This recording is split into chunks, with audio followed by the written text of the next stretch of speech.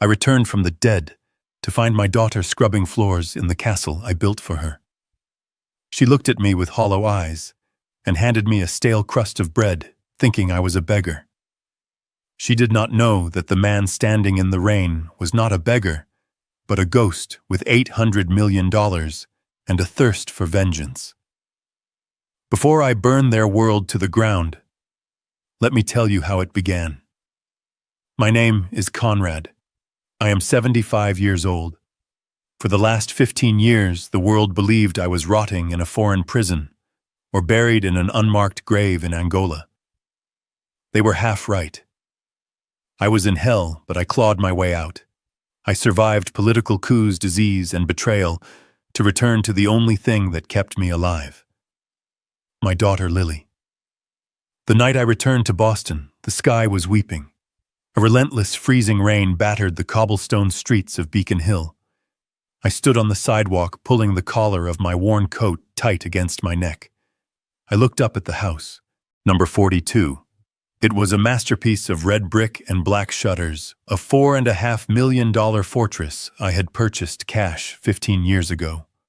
I bought this house for Lily to ensure she would always be safe, to ensure she would live like a princess while I was away securing our future.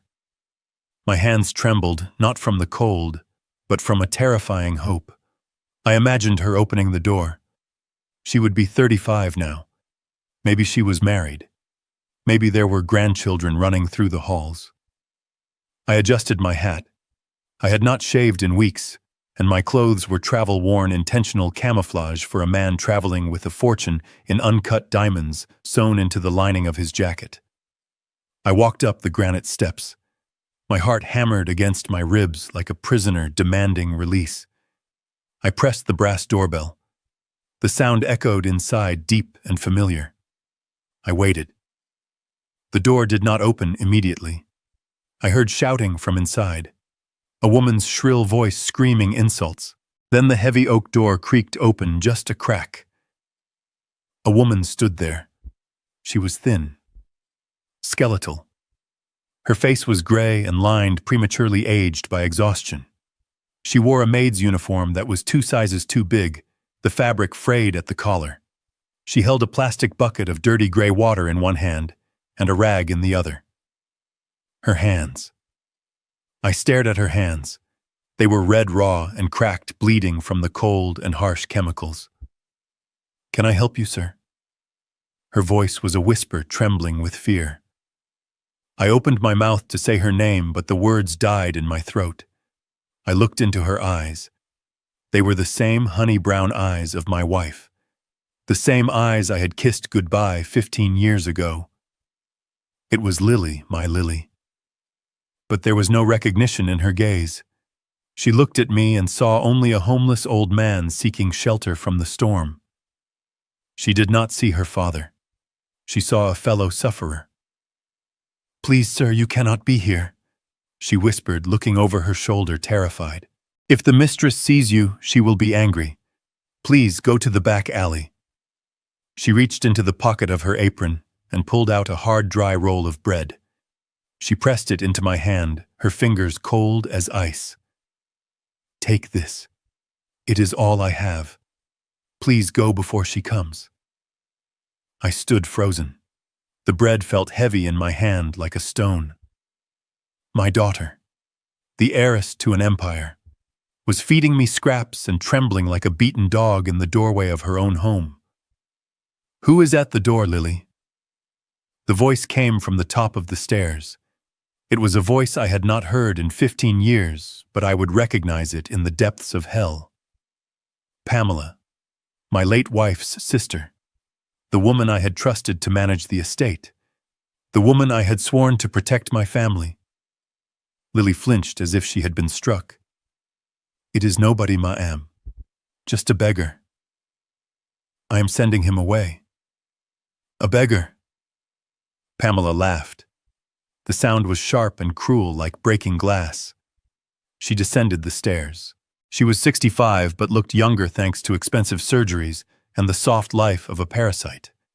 She wore a silk dressing gown that I knew cost more than a car, and diamonds glittered on her fingers. Let me see him. I do not want vagrants marking my property. Pamela pushed the door wide open. She loomed over Lily, shoving her aside with a look of pure disgust. Then she looked at me. I expected shock. I expected fear. I expected her to scream, seeing a dead man standing on her porch. But Pamela did not scream. She squinted her eyes, scanning my face, my ragged beard, my cheap clothes. Then a slow, twisted smile spread across her face. Well, well. Look what the tide washed up. She leaned against the doorframe, crossing her arms. Conrad, I thought you would have died in a ditch by now. You know me, I said, my voice rough, unused to speaking English after so long.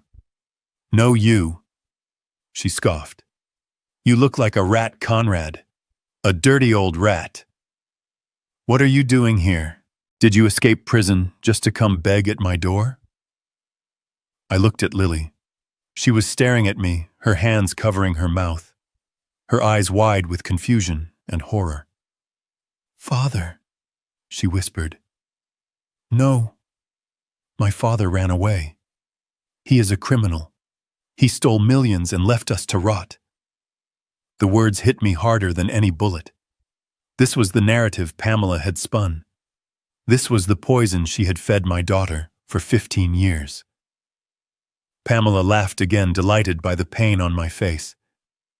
See, Conrad, even your daughter knows what you are. A thief, a coward, and now a beggar. She stepped back and gestured with her hand, a mocking invitation. Come in, Conrad. Do not stand in the rain. You are dirtying my porch. Come to the kitchen. I am feeling generous today. I will give you 5 minutes before I call the police. I stepped over the threshold. I entered the house I had bought. The marble floors were polished to a shine. The chandelier I had imported from Italy sparkled overhead. But the air was stale. It smelled of expensive perfume, covering the stench of rot. Lily closed the door behind me. She would not look at me. She picked up her bucket and rag, keeping her head bowed like a servant in the presence of royalty. To the kitchen. Pamela barked, snapping her fingers at me. Use the service entrance. Do not walk on the rugs. I followed her. I walked past the living room, where a fire crackled in the hearth. I saw a man sitting there. Brandon, Pamela's son. He was 38 now. He sat with his feet up on the coffee table, drinking my vintage scotch. He didn't even look up. We went down to the kitchen. It was vast and cold. Pamela sat on a stool at the island, looking down at me. Lily stood in the corner, squeezing the rag in her red hands, waiting for orders. So, Pamela said, examining her manicure. You are alive. What a disappointment. I assume you want money. I want to know why my daughter is wearing a uniform. I said, my voice low and dangerous. I want to know why she is scrubbing floors in the house I bought for her. Pamela let out a sharp bark of laughter. You bought this house with stolen money, Conrad. And when you fled the country, the government froze everything. The debts you left behind were astronomical. Lies. I had left 0 debts. I had left millions in a trust fund. We lost everything because of you. Pamela hissed, leaning forward. I had to use my own savings to save this house. I had to raise your daughter when you abandoned her. And this is how she repays me. By working. She pointed a manicured finger at Lily. She works to pay off the debt you left Conrad. She works because she is useless for anything else. She has no education, no skills, just like her father. I looked at Lily. She was crying silently, tears tracking through the dirt on her cheeks.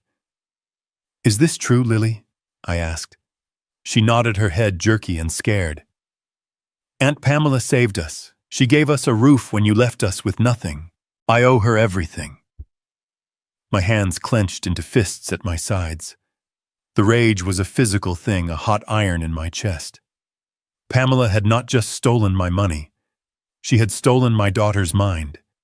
She had rewritten history, turning me into the villain and herself into the savior, while she enslaved my child. I took a breath. I forced my hands to relax. If I killed her now, I would go to prison for real, and Lily would be lost forever. I needed to be smart. I needed to be the predator, not the prey. I slumped my shoulders. I let my head hang. I adopted the posture of a defeated, broken old man. I did not know. I stammered. I lost everything, Pamela. The police in Angola, they took it all. I have nothing. I just wanted to see her. Pamela looked at me with pure contempt. Good. You are exactly where you belong. In the dirt. She reached into her purse and pulled out a money clip. She peeled off 2 $100 bills and threw them on the floor at my feet. Here, take it. Take phone. Consider it payment for disappearing. I stared at the money on the white tiles. $200. The price of a cheap dinner for her. The price of my dignity. Take it, she shouted. And then get out. If I see you near this house again, I will call the cops and tell them the fugitive has returned. Do you think anyone will believe you over me? I am a respected member of the community. You are a ghost. Lily made a small sound in the corner. Please, she whispered. Just take it and go, please. She was begging me to leave to save me. She thought she was protecting me from the police. Even now, after everything, she still had a heart. I slowly bent down. My knees cracked. I reached out and picked up the bills. I felt the humiliation burn my skin, but I held on to it.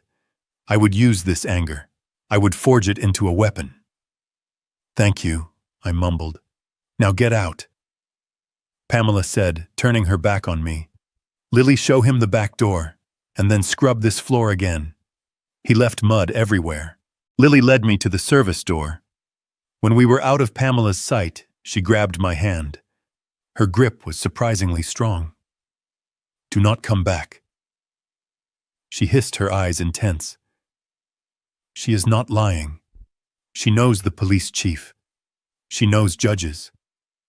They will lock you up and throw away the key. Why do you stay, Lily? I asked. Why do you let her treat you this way? She looked away, a shadow crossing her face. It is not just about me, she whispered. It is Leo. Leo. My son, she said softly. Your grandson. He is sick. He has a heart condition. Aunt Pamela pays for his medicine. If I leave, if I stop working, he dies. The final piece of the puzzle snapped into place. They were not just holding her with debt. They were holding her with a hostage. My grandson. A boy I didn't know existed. I looked at my daughter. I wanted to hold her. I wanted to tell her that I could buy this entire city block. I wanted to tell her that Leo's medicine would never be a problem again. But not yet. She was too terrified. She would not believe me. Or worse, she would inadvertently tip off Pamela. I understand, I said. I will go. I squeezed her hand one last time. I watched her close the door, watched the lock click shut. I stood alone in the alley. The rain soaked through my coat, but I didn't feel it. I reached into my pocket. Not for the $200, but for the small black device I had palmed from my pocket and stuck under the lip of the kitchen island while I was bending down to pick up the money. A military-grade listening device. I walked to the end of the alley. A black sedan pulled up to the curb. The window rolled down. Mr. Hartman, my lawyer. He looked at me, his face grim. Get in, Conrad, he said. I climbed into the warm leather interior of the car. I peeled off the fake beard and wiped the rain from my face. Did you see her? Hartman asked. I saw her, I said, my voice ice cold. And And they are going to pay, I said. They are going to pay for every second my daughter spent on her knees. I pulled out my phone and activated the app linked to the bug in the kitchen. Drive, I told Hartman. Take me to the hotel. I have a war to plan. As the car pulled away, I heard Pamela's voice through the speaker crystal clear. Can you believe the nerve of him, Brandon? Coming here like a rat. I heard the clink of a glass. Brandon's voice. Did he buy it, Mom? Hook, line, and sinker. Pamela laughed. He thinks he is a fugitive. He doesn't know the charges were dropped 10 years ago, and he certainly doesn't know about the trust fund. And the girl? Brandon asked. She is terrified. She thinks he is going to ruin everything. She will work twice as hard now just to keep us happy so we don't call the cops on her daddy. Perfect. Brandon chuckled. Pour me another drink, Mom. To Conrad. The gift that keeps on giving. I stared out the window at the rain-streaked city. Laugh while you can, I whispered, because I am not the man who left. I am the man who survived, and I am going to take everything. Start the clock. Hartman, they have 48 hours before their world ends. I sat in the darkness of the hotel suite staring at the small black speaker on the mahogany table. It was the only connection I had to the house on Beacon Hill, the house that had become a prison for my daughter. Beside me, Hartman sorted through legal documents, but his eyes kept darting to the device. We were waiting for evidence. We were waiting for a slip-up. What we got was a window into hell. The audio feed crackled. I heard the distinct sound of heavy footsteps on the marble floor. It was Brandon. I recognized his gait even through the audio feed, heavy and arrogant. Then I heard a door open and the soft, terrified voice of my daughter. Brandon, please. Lily's voice was shaking so hard it barely registered as human. It sounded like a wounded animal. I need the money for the pharmacy. Leo is wheezing again. The inhaler is empty. I leaned forward, my hands gripping the edge of the table until my knuckles turned white. Leo. My grandson. The boy I had never met. The boy whose life hung by a thread held by these monsters. I heard the clink of a bottle against a glass. Brandon was drinking. He was always drinking. You are always asking for something, Lily. His voice was slurred, thick with expensive red wine and cruelty. Money for food. Money for clothes. Now money for medicine. You are an expensive pet to keep. He is not a pet, Brandon. He is your nephew. He is 8 years old. He cannot breathe. Please, the prescription is $200. I will work extra hours. I will clean the basement again. Just give me the cash. There was a pause, a long, agonizing silence where the only sound was the hum of the refrigerator in that distant kitchen. Then I heard the sound of liquid splashing onto the floor. A wet, heavy splatter. Oops, Brandon said. His tone was mockingly innocent. Look at that, Comptuse. I spilled my Chateau Margaux. That is a $500 bottle, Lily. A lot more than your little brat's medicine. I heard Lily gasp. Clean it up, Brandon commanded. I heard the rustle of fabric as if she was reaching for a towel. No. Brandon stopped her. Not with a rag. With your tongue. The air in the hotel room seemed to vanish. I stopped breathing. I looked at Hartman. His face was pale, his jaw set like stone. He reached out a hand as if to steady me, but I did not move. I was frozen in a rage so pure it felt like ice in my veins. What? Lily whispered. You heard me. You want the money for the boy. You want him to breathe tonight. Then you show me how grateful you are. Lick it up, every drop. And maybe if the floor is clean enough, I will think about giving you that cash. There was silence. I closed my eyes, imagining my daughter, my proud, beautiful Lily, on her hands and knees. I imagined the degradation, the humiliation. I wanted to scream. I wanted to drive to that house and tear Brandon apart with my bare hands. But I couldn't. Not yet. If I acted now, I would save her for a night but lose the war. I needed to destroy them completely. "Please, Brandon, don't do this," she was sobbing now. "Do it," he roared, "or the kid suffocates. It is your choice. The clock is ticking." Then came the sound. The most horrific sound I have ever heard in my 75 years on this earth. The sound of my daughter weeping softly as she lowered herself to the floor. The wet sound of her complying with his demand. "Good girl." Brandon laughed softly. "See, that wasn't so hard. You know the funny thing, Lily? I hold that boy's life in the palm of my hand. You run, you hide, you try to leave, and I stop paying. I cut off the insurance, I cut off the meds, and you watch him turn blue. Remember that while you taste that vintage." The audio feed went silent save for the sound of Brandon walking away, whistling. I stood up. I walked to the window and looked out at the Boston skyline.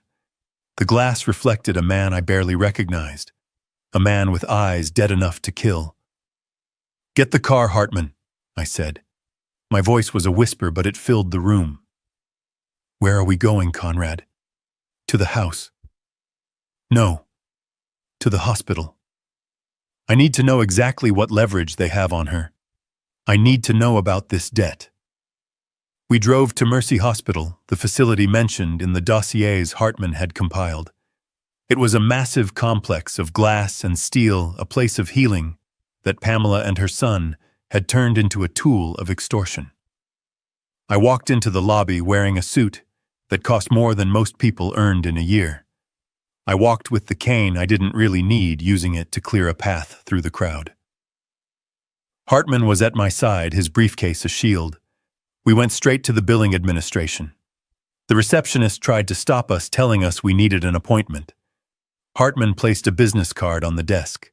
It was heavy cardstock, embossed with gold. "My client wishes to speak with the director of billing regarding the account of Leo Vance. Immediately. Or we will be speaking with the board of directors about your compliance violations." 5 minutes later, we were sitting in a plush office across from a nervous-looking administrator named Mr. Henderson. He looked at me, then at Hartman, then back at me. He could smell the money. He could smell the danger.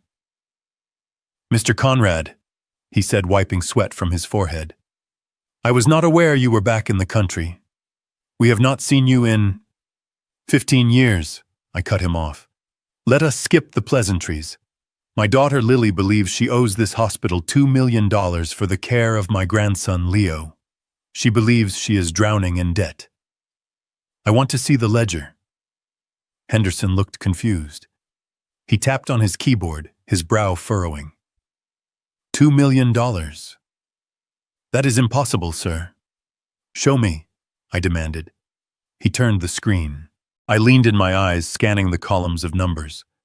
I saw the treatments, the surgeries, the specialized cardiac care. Leo had been a sick boy since birth. The costs were astronomical. But then I looked at the column on the right. The column marked balance due. It was 0. I stared at the number. "0, explain," I said. "Mr. Conrad," Henderson said, his voice trembling slightly. "You set up the Emerald Trust 20 years ago before you left. It was an irrevocable trust designed to cover all medical and educational expenses for any of your direct descendants. The trust pays the bills automatically. It has been paying for Leo's care since the day he was born. There is no debt. There never was." I felt the room spin. The trust. I had forgotten the specific clauses I had written into it decades ago, a failsafe I had created in case I died overseas. I had protected them and I didn't even know it. "But if the trust pays," I said slowly, my voice shaking with suppressed fury. "Why does my daughter think she owes you millions? Why does she work as a slave to pay a debt that does not exist?" Henderson clicked a few more keys. He pulled up a correspondence log. We send monthly statements, sir. Addressed to Lily at the Beacon Hill residence. Confirming payment. Confirming zero balance. Who signs for them? I asked. He opened a digital file. Scanned images of certified mail receipts appeared on the screen. I looked at the signature. It was a scrawl I knew well. It wasn't Lily's. It was Pamela's. Every month for 8 years, Pamela had signed for the letters. She had intercepted the good news. She had taken the statements showing a zero balance and shredded them. And then she and Brandon had forged new bills. They had created fake invoices with terrifying red ink and stamping them with overdue and final notice. They had created a paper monster to terrify a young mother. They let her believe her son was dying and that she was the only thing standing between him and the street. They let her scrub floors and lick wine off tiles to pay a debt that I had already paid 20 years ago. Can I see him? I asked Henderson. Is he here now? He is in the pediatric wing. Routine observation for his breathing. He is stable thanks to the treatments. Take me to him. We walked through the sterile corridors. The smell of antiseptic filled my nose. We reached room 304. I stopped at the observation window. Inside, a small boy was sitting up in bed. He had tubes in his nose and a monitor clipped to his finger. He was pale and small for his age, his chest rising and falling with a labored rhythm. He was reading a book about dinosaurs. He looked exactly like me at that age. The same stubborn jaw, the same dark hair. I pressed my hand against the glass. This was my blood. This was the boy Brandon had threatened to let suffocate. This was the leverage they used to break my daughter. Hartman stood beside me. They committed mail fraud, Conrad. Wire fraud. Extortion. This is 20 years in federal prison. It is not enough, I whispered. Prison is too good for them. They took 15 years of my life away. They took my daughter's youth. They took this boy's peace. I don't want them in a cell, Hartman. I want them in the ground. Metaphorically speaking, of course. I turned away from the window. The image of the boy burned into my mind.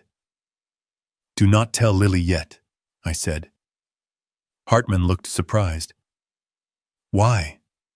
You could free her right now. You could tell her the debt is a lie. If I tell her now, she will react. She will scream at them. She will show her hand, and they will run. Or worse, they will hurt her before we can stop them. They still have physical control of the house. They still have access to her. I walked toward the exit, my cane clicking rhythmically on the linoleum. I need them to feel safe. I need them to think they have won. I need Pamela to sign that contract selling the house, because once she signs, she commits a crime that cannot be undone. She claims ownership of something that isn't hers. And the boy? Hartman asked. Hire private security, I said. Round the clock. If Brandon or Pamela step one foot into this hospital, if they even look at this boy wrong, I want them stopped. But be discreet. Lily must not know. Not until tomorrow. We walked out into the rain. The city lights blurred in the mist. I felt lighter than I had in years. The mystery was gone. The power dynamic had shifted. They thought they held the keys to the kingdom, but they were just squatters in a house of cards. I pulled out my phone and looked at the photo of Brandon I had taken from the surveillance feed. The man who made my daughter lick the floor. Enjoy your wine, Brandon, I said to the screen. Drink deep, because tomorrow you are going to choke on it. I got into the car. Hartman, get the forger ready, and call the contacts at the IRS. It is time to introduce Pamela to the consequences of her lifestyle. We drove away, leaving the hospital behind, but taking the truth with us. The debt was a lie. The slavery was a scam. And the reckoning was coming faster than they could ever imagine. I closed my eyes, and for the first time in 15 years, I allowed myself to smile.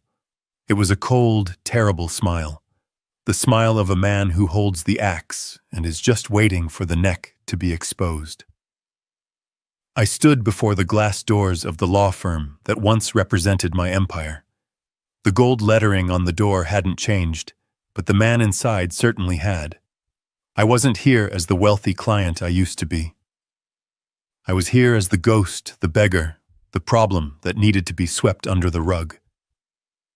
I adjusted my coat.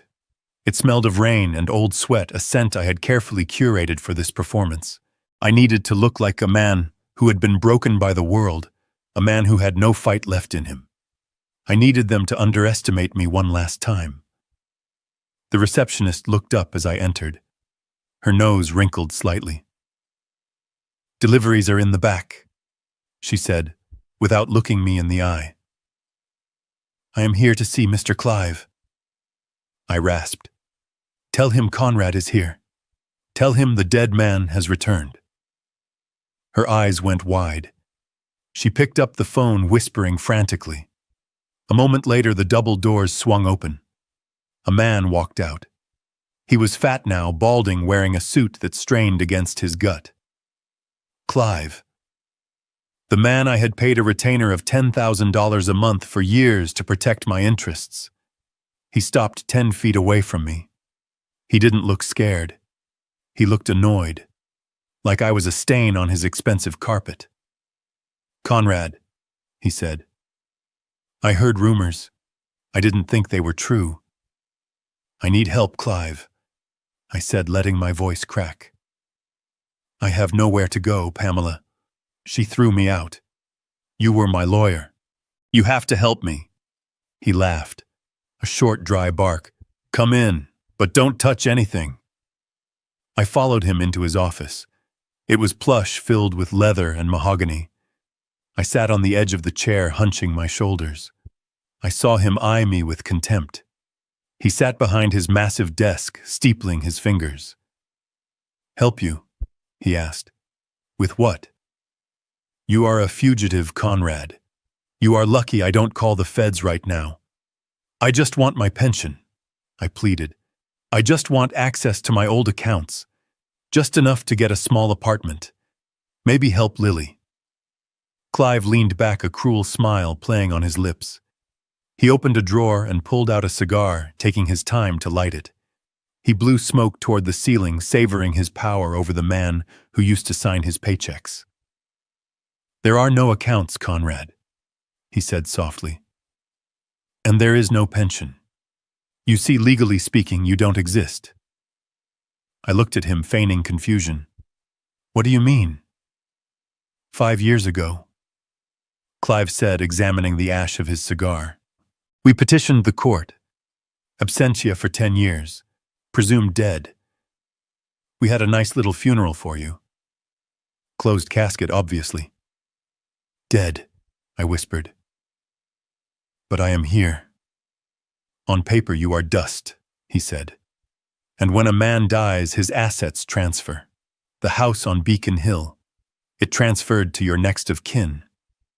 But since Lily was incapacitated by grief and financial incompetence, Pamela graciously stepped in as trustee. We transferred the deed to her name to protect the asset." "To protect it," I repeated. "You gave my house to her. We saved it." He corrected. "From the government. From creditors. From your daughter, who would have spent it all on... Well, she is not exactly bright, is she? Pamela is the owner now, legal and binding." I stared at him. He was confessing to fraud.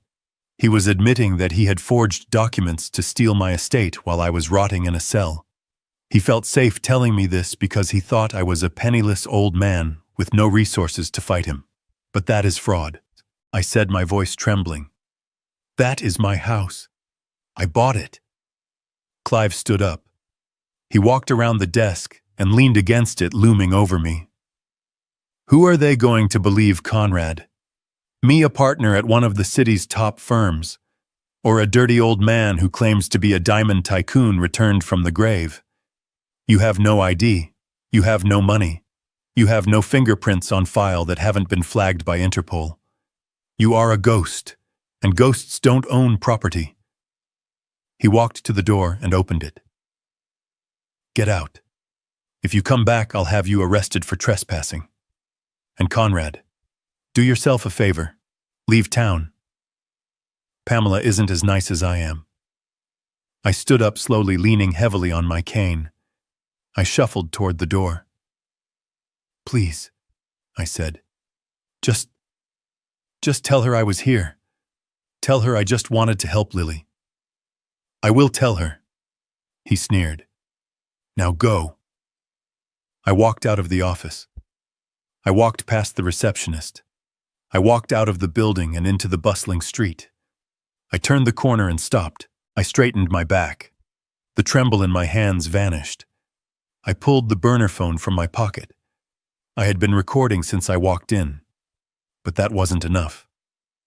I needed the link. I needed the conspiracy. I waited. I knew what he would do. He was a coward and a gossip. He would call her immediately. I put on my headphones.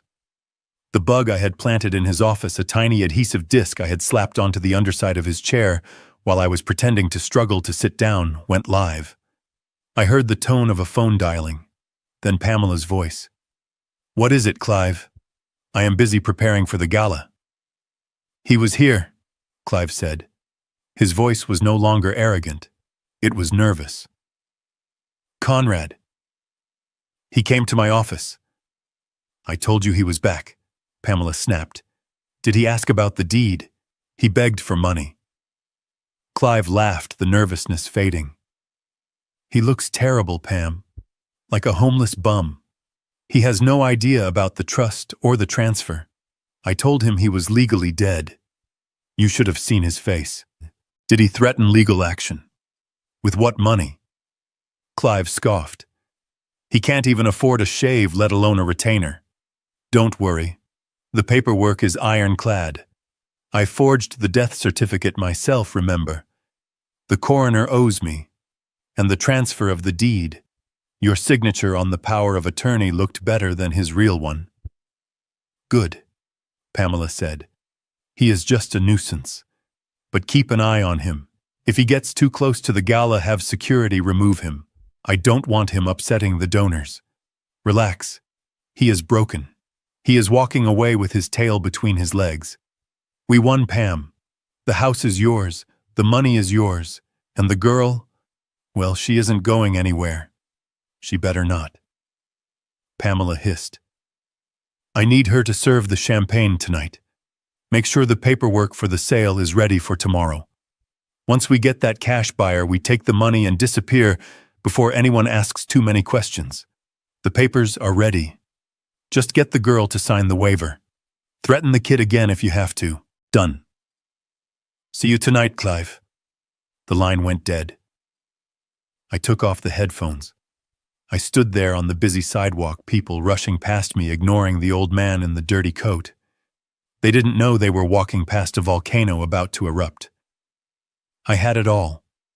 The admission of forgery, the collusion, the intent to sell, the blackmail of my daughter. Clive thought I was broken. He thought I was walking away. I looked up at the glass tower where he sat smoking his cigar, thinking he was a god. I am not walking away, Clive, I whispered. I am just getting a bigger hammer. I hailed a cab. The Grand Hotel. I told the driver. I needed to change. The beggar was done. It was time for the tycoon to make an entrance. But first, I had to stop a sale. I had to stop them from liquidating the only roof my daughter had left. And to do that, I needed to become the one thing they couldn't resist. A buyer. I dialed Hartman. It is done, I said. I have the recording. He admitted to forging the death certificate and the deed transfer. That is 20 years in prison for him. Hartman said, his voice satisfyingly grim. Do we move now? No, I said. Not yet. They want to sell the house tomorrow. They are desperate for cash. Let us give them what they want. Conrad. Set up the shell company, Hartman. Make them an offer they cannot refuse. $8 million. Cash. Fast close. I want them drooling. I want them so blinded by greed that they sign their own death warrants. And the condition. The condition is that they need the waiver from the previous heir. They need Lily's signature. They will force her to sign it tonight. And when they do, I will be there. You are playing a dangerous game, Conrad. I am not playing Hartman. I am hunting. I hung up. I looked at the recording on my phone. The voice of the man who sold my life for a commission. Don't worry, he had said. He has no money to hire a lawyer. I laughed. A cold, hard sound that made the cab driver glance at me in the rearview mirror. I didn't need to hire a lawyer. I owned the law firm that was going to destroy him. Tonight, Pamela was holding a gala, a party to celebrate her benevolence, a party where my daughter would be paraded as a servant. It was time to crash the party. I shaved the beard. I washed the grime of the street from my skin. When I looked in the mirror, I saw the face of a man who used to command armies of miners. The eyes were hard. The jaw was set. I looked like a shark in a waiter's vest.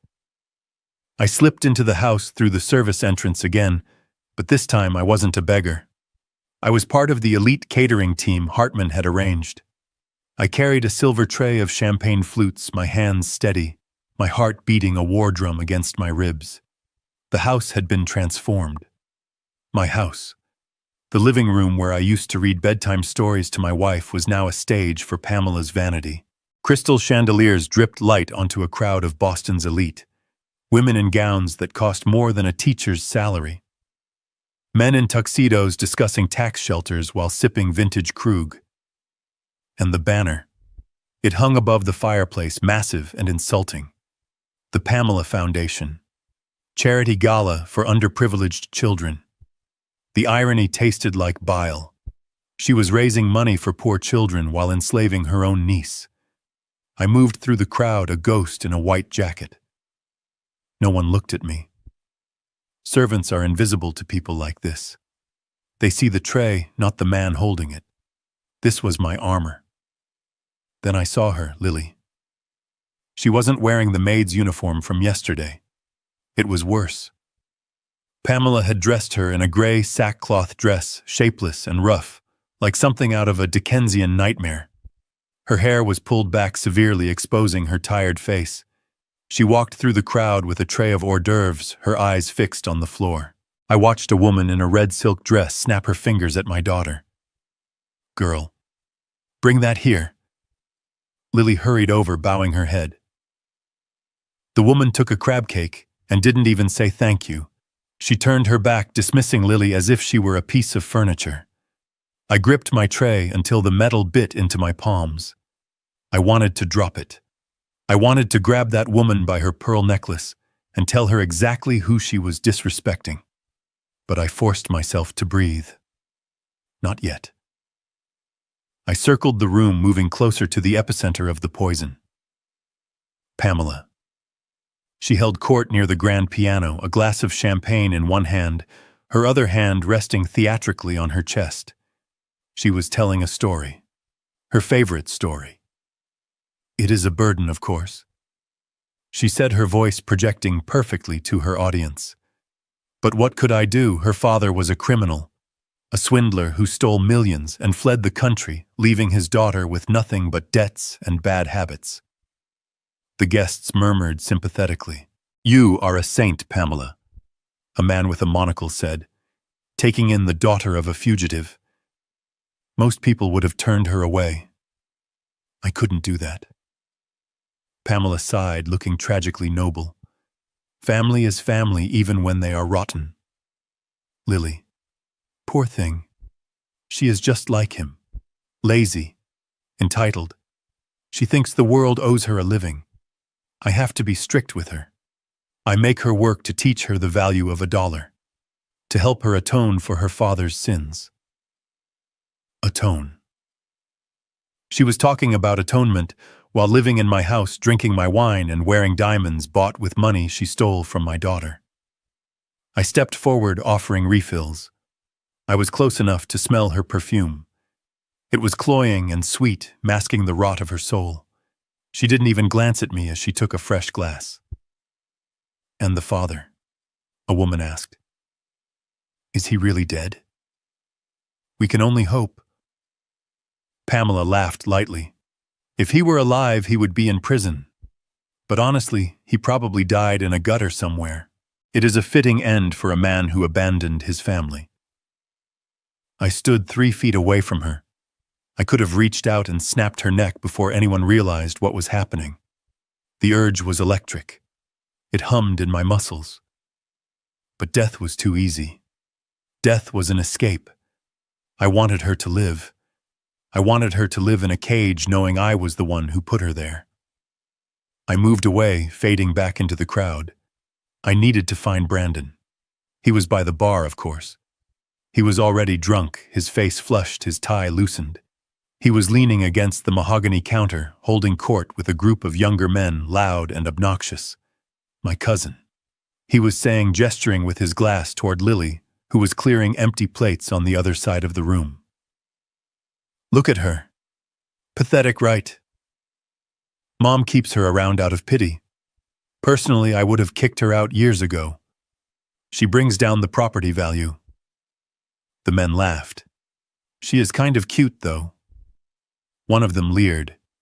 In a tragic way, Brandon snorted. "Do not waste your time. She is broken goods.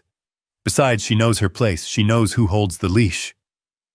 He pushed off the bar, stumbling slightly. "Watch this." He walked toward Lily. I followed, keeping pace, moving through the shadows. The predator instinct in me woke up fully.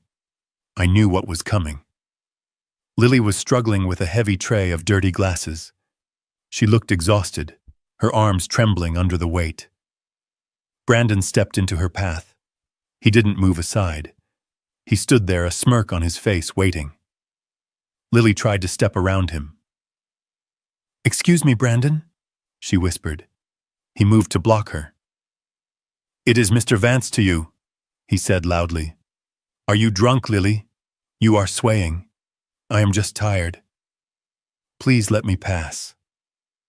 "Tired?" Brandon laughed. "You don't know what tired is. You have never worked a real day in your life. You are just a leech mooching off my mother's charity." He reached out and poked her shoulder. Hard. The tray wobbled. A glass slid to the edge. "Careful," he shouted. He slapped the bottom of the tray. It was a quick, vicious movement masked as a stumble. The tray tipped. A dozen crystal glasses crashed to the floor. The sound was like a gunshot in the crowded room. Music stopped. Conversations died. Everyone turned to look. Red wine and shards of glass covered the white marble. Brandon jumped back, feigning outrage. "Look what you did!" he screamed. "You clumsy idiot! That is Italian crystal!" Lily dropped to her knees. "I am sorry. I am so sorry." It slipped. "I will clean it up." She began picking up the jagged pieces of glass with her bare hands. She was shaking so hard she cut herself immediately. Blood welled up on her finger, mixing with the wine. "You are damn right you will clean it up," Brandon yelled. "But not before you apologize to my guests for ruining the mood." He reached down and grabbed her by the hair, yanking her head back. "Look at them, apologize." My vision went red. The world narrowed to a tunnel. At the end of that tunnel was Brandon's hand in my daughter's hair. I took a step forward. My hand went to the steak knife on a nearby table. I was going to kill him. I was going to drive that blade into his throat right here in front of everyone. Consequences be damned. But then I saw Lily's eyes. She wasn't looking at Brandon. She was looking past him. She was looking at the guests, pleading, begging for someone, anyone, to help her. I looked at the crowd. Hundreds of people. The city's elite, judges, doctors, philanthropists, people who claimed to care about the poor. Not one of them moved. They watched. Some looked away uncomfortable. Others watched with morbid curiosity, sipping their drinks. But nobody stepped in. Nobody said a word. They were complicit. Their silence was a stamp of approval on Pamela's narrative. To them, Lily wasn't a victim. She was a bad servant who deserved correction. That silence hurt more than the slap that followed. Brandon raised his hand. The sound of his palm striking her cheek echoed through the silent room. It was a wet, meaty sound. Lily fell back onto the glass. She cried out a sharp sound of pain. Pamela appeared from the crowd. She didn't rush to help her niece. She rushed to her son. "Brandon, darling, are you hurt? Did she cut you?" "She spilled wine on my shoes, Mom." Brandon whined, pointing at a microscopic spot on his leather loafers. Pamela turned on Lily. Her face was a mask of cold fury. "You useless girl! Get up! Get out of my sight! You have ruined my evening!" Lily scrambled to her feet. She was bleeding from her hand, and her cheek was already swelling. She held her arm close to her body, running toward the kitchen, tears streaming down her face. Pamela turned to the guests, clapping her hands and forcing a smile. "I am so sorry, everyone. It is so hard to find good help these days, especially when you are doing it as a favor. Please enjoy the dessert." The music started again. The conversation resumed. The incident was forgotten, a minor disruption in their night of self-congratulation. I stood there, my hand still hovering over the knife. My heart was pounding, a slow, heavy rhythm. "Kill him," a voice in my head screamed. "Kill them all." I took a breath. I let it out slowly. If I acted now, I would be the violent criminal they claimed I was. I would be arrested. And Lily would still be bound by the lies, by the fake debt, by the fear for her son. Brandon would heal. Pamela would play the victim, and nothing would change. I needed to cut the head off the snake. I needed the signature. I needed Pamela to sign the contract selling the house. I needed her to commit the ultimate fraud. I needed her to sell something she didn't own so I could crush her with the full weight of the law. I turned away from the spot where my daughter had bled. I walked to the kitchen. Lily was at the sink washing the blood off her hands. She was sobbing quietly, her shoulders shaking. I walked up to her. I didn't touch her. I couldn't risk being seen comforting her. I took a clean napkin from a stack. I placed it on the counter next to her. She looked up, her eyes were swollen. She didn't recognize me in the uniform without the beard. She just saw a waiter. "Thank you," she whispered. I leaned in close, pretending to stack plates. "Endure," I whispered. "Just for tonight." She froze, looking at me. She sensed something, a familiarity in the voice. "Tomorrow," I said. "The sun rises."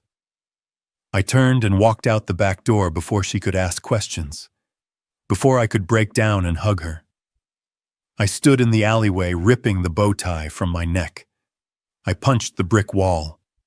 The pain in my knuckles felt good. It was grounding. I pulled out my phone. My hand was shaking with adrenaline. "Hartman," I said when he answered. "Did you see it?" he asked. He had been monitoring the cameras we planted. "I saw it." She signed the waiver, Conrad. Hartman said, his voice urgent, while she was in the kitchen. Brandon made her sign the document relinquishing her claim to the estate. He told her if she didn't sign, he would go to the hospital tonight and pull the plug on the boy's machine. I closed my eyes. They had forced her hand. They had the waiver. They thought they were clear. "Good," I said. My voice sounded dead even to my own ears. That was the last piece. "The shell company is ready," Hartman said. "The offer is on the table. 8 million cash, closing in 24 hours. "Send it," I said. Send it now. Let them wake up to a pot of gold. Let them think they have won. Are you sure, Conrad? You saw what they did. I am sure, I said, looking up at the lit windows of the mansion. They slapped my daughter. They made her bleed. Tomorrow I am going to make them homeless. Tomorrow I am going to make them inmates. Send the offer, Hartman, and tell the FBI to be ready. The transaction happens at noon. I walked away from the house into the dark, wet night. The image of Lily on the floor surrounded by broken glass burned in my mind. It would fuel me. It would keep me sharp. Brandon thought he was powerful because he could hit a woman. Pamela thought she was safe because she had money and connections. They didn't know that the waiter who handed them champagne was the man who owned the ground they stood on. And tomorrow I was going to pull the earth out from under their feet. I'm coming for you, I whispered to the rain, and hell is coming with me. The morning sun hit the windows of the Beacon Hill mansion, but it did not cleanse the rot inside. From my hotel suite, I watched the monitors. The house was a wreck. The aftermath of the gala lay scattered across the floors like the bones of a feast. Broken glass, stained napkins, and the lingering smell of stale ambition. Pamela sat at the kitchen island, nursing a coffee and a migraine. Brandon was sprawled on the sofa in the living room, still wearing his tuxedo trousers from the night before, shirtless, and sweating out the expensive scotch he had stolen from my cellar. They looked miserable. They looked broke. I picked up the phone. Do it, Hartman, I said. The bait was in the water. 10 minutes later, a bike messenger arrived at the front door. I watched on the camera as Lily answered. Her face was bruised. A purple and yellow mark bloomed on her cheekbone where Brandon had struck her. She moved stiffly, her ribs likely bruised from being shoved. She took the thick envelope and limped toward the kitchen. "Ma-am," Lily said, her voice a whisper. "A courier brought this. It is marked urgent." Pamela snatched the envelope from her hand. "Get me more coffee," she snapped. "And do not bleed on the counter." Lily retreated. I felt a muscle in my jaw jump. Patience, Conrad. The trap is set. Pamela tore open the envelope.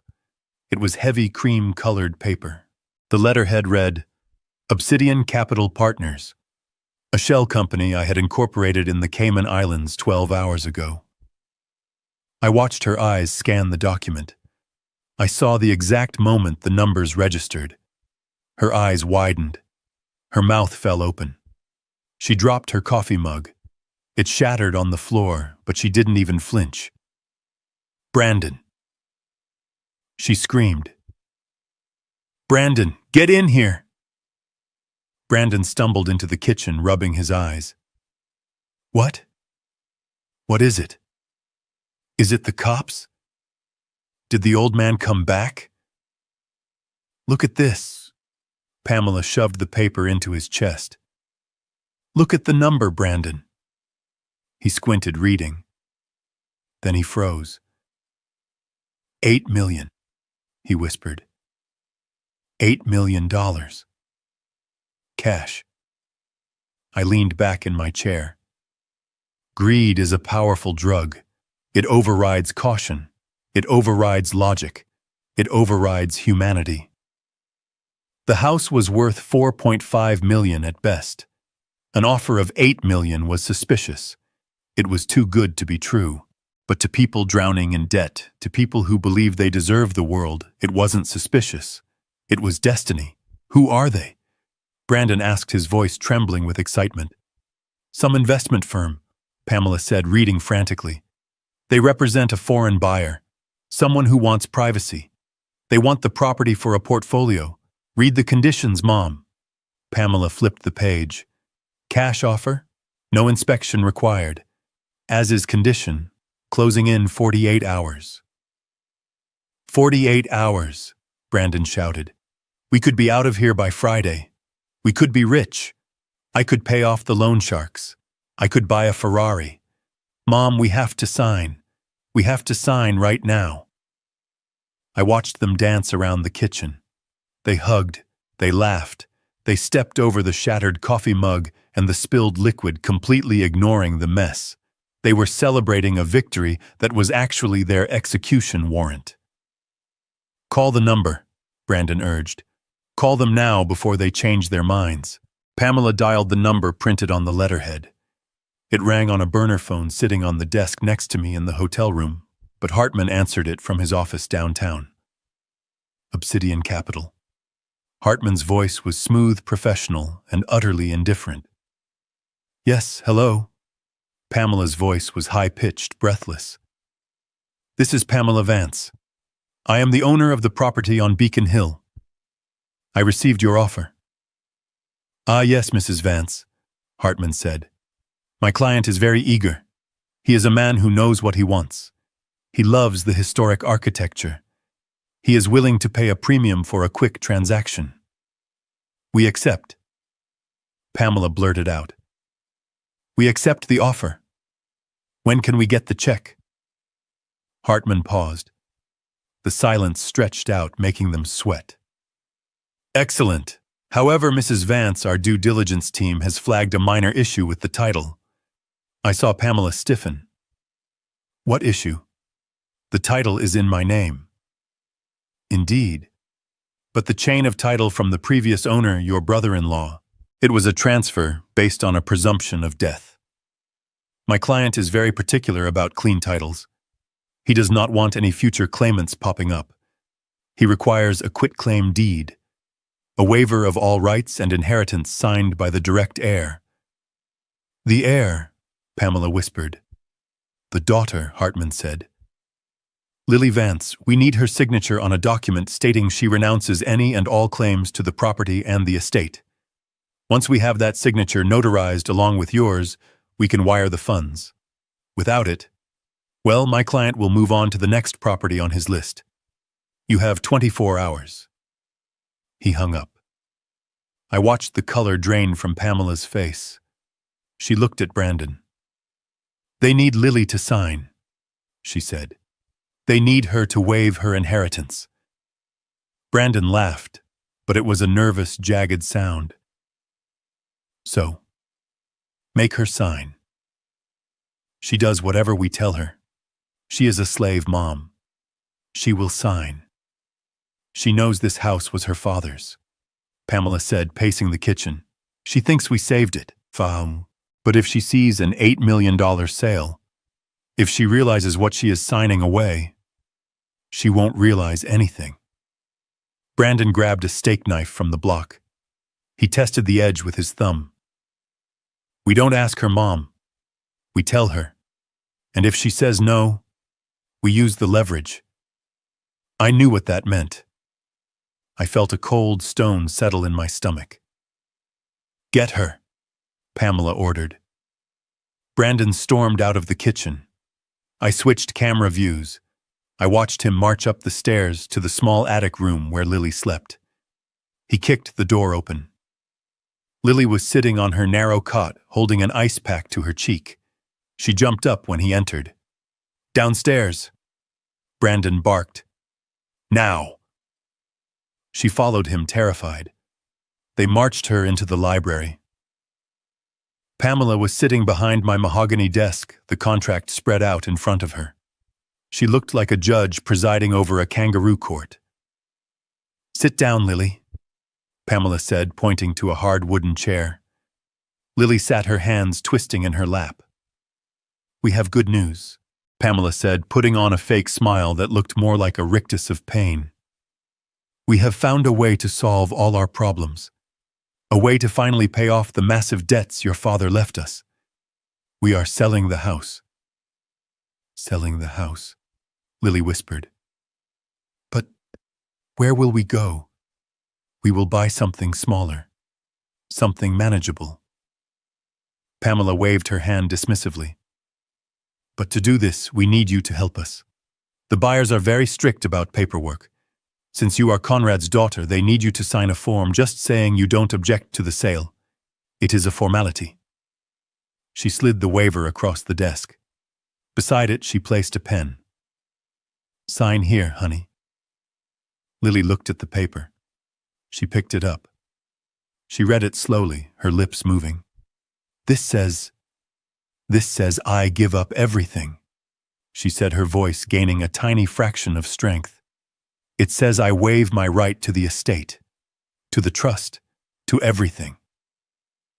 It is just legal jargon, Brandon said, stepping up behind her. Just sign it. Lily looked up at him. She looked at the bruise on her arm where he had grabbed her yesterday. She looked at Pamela. No, she said softly. What did you say? Pamela asked, her voice dropping an octave. No, Lily said.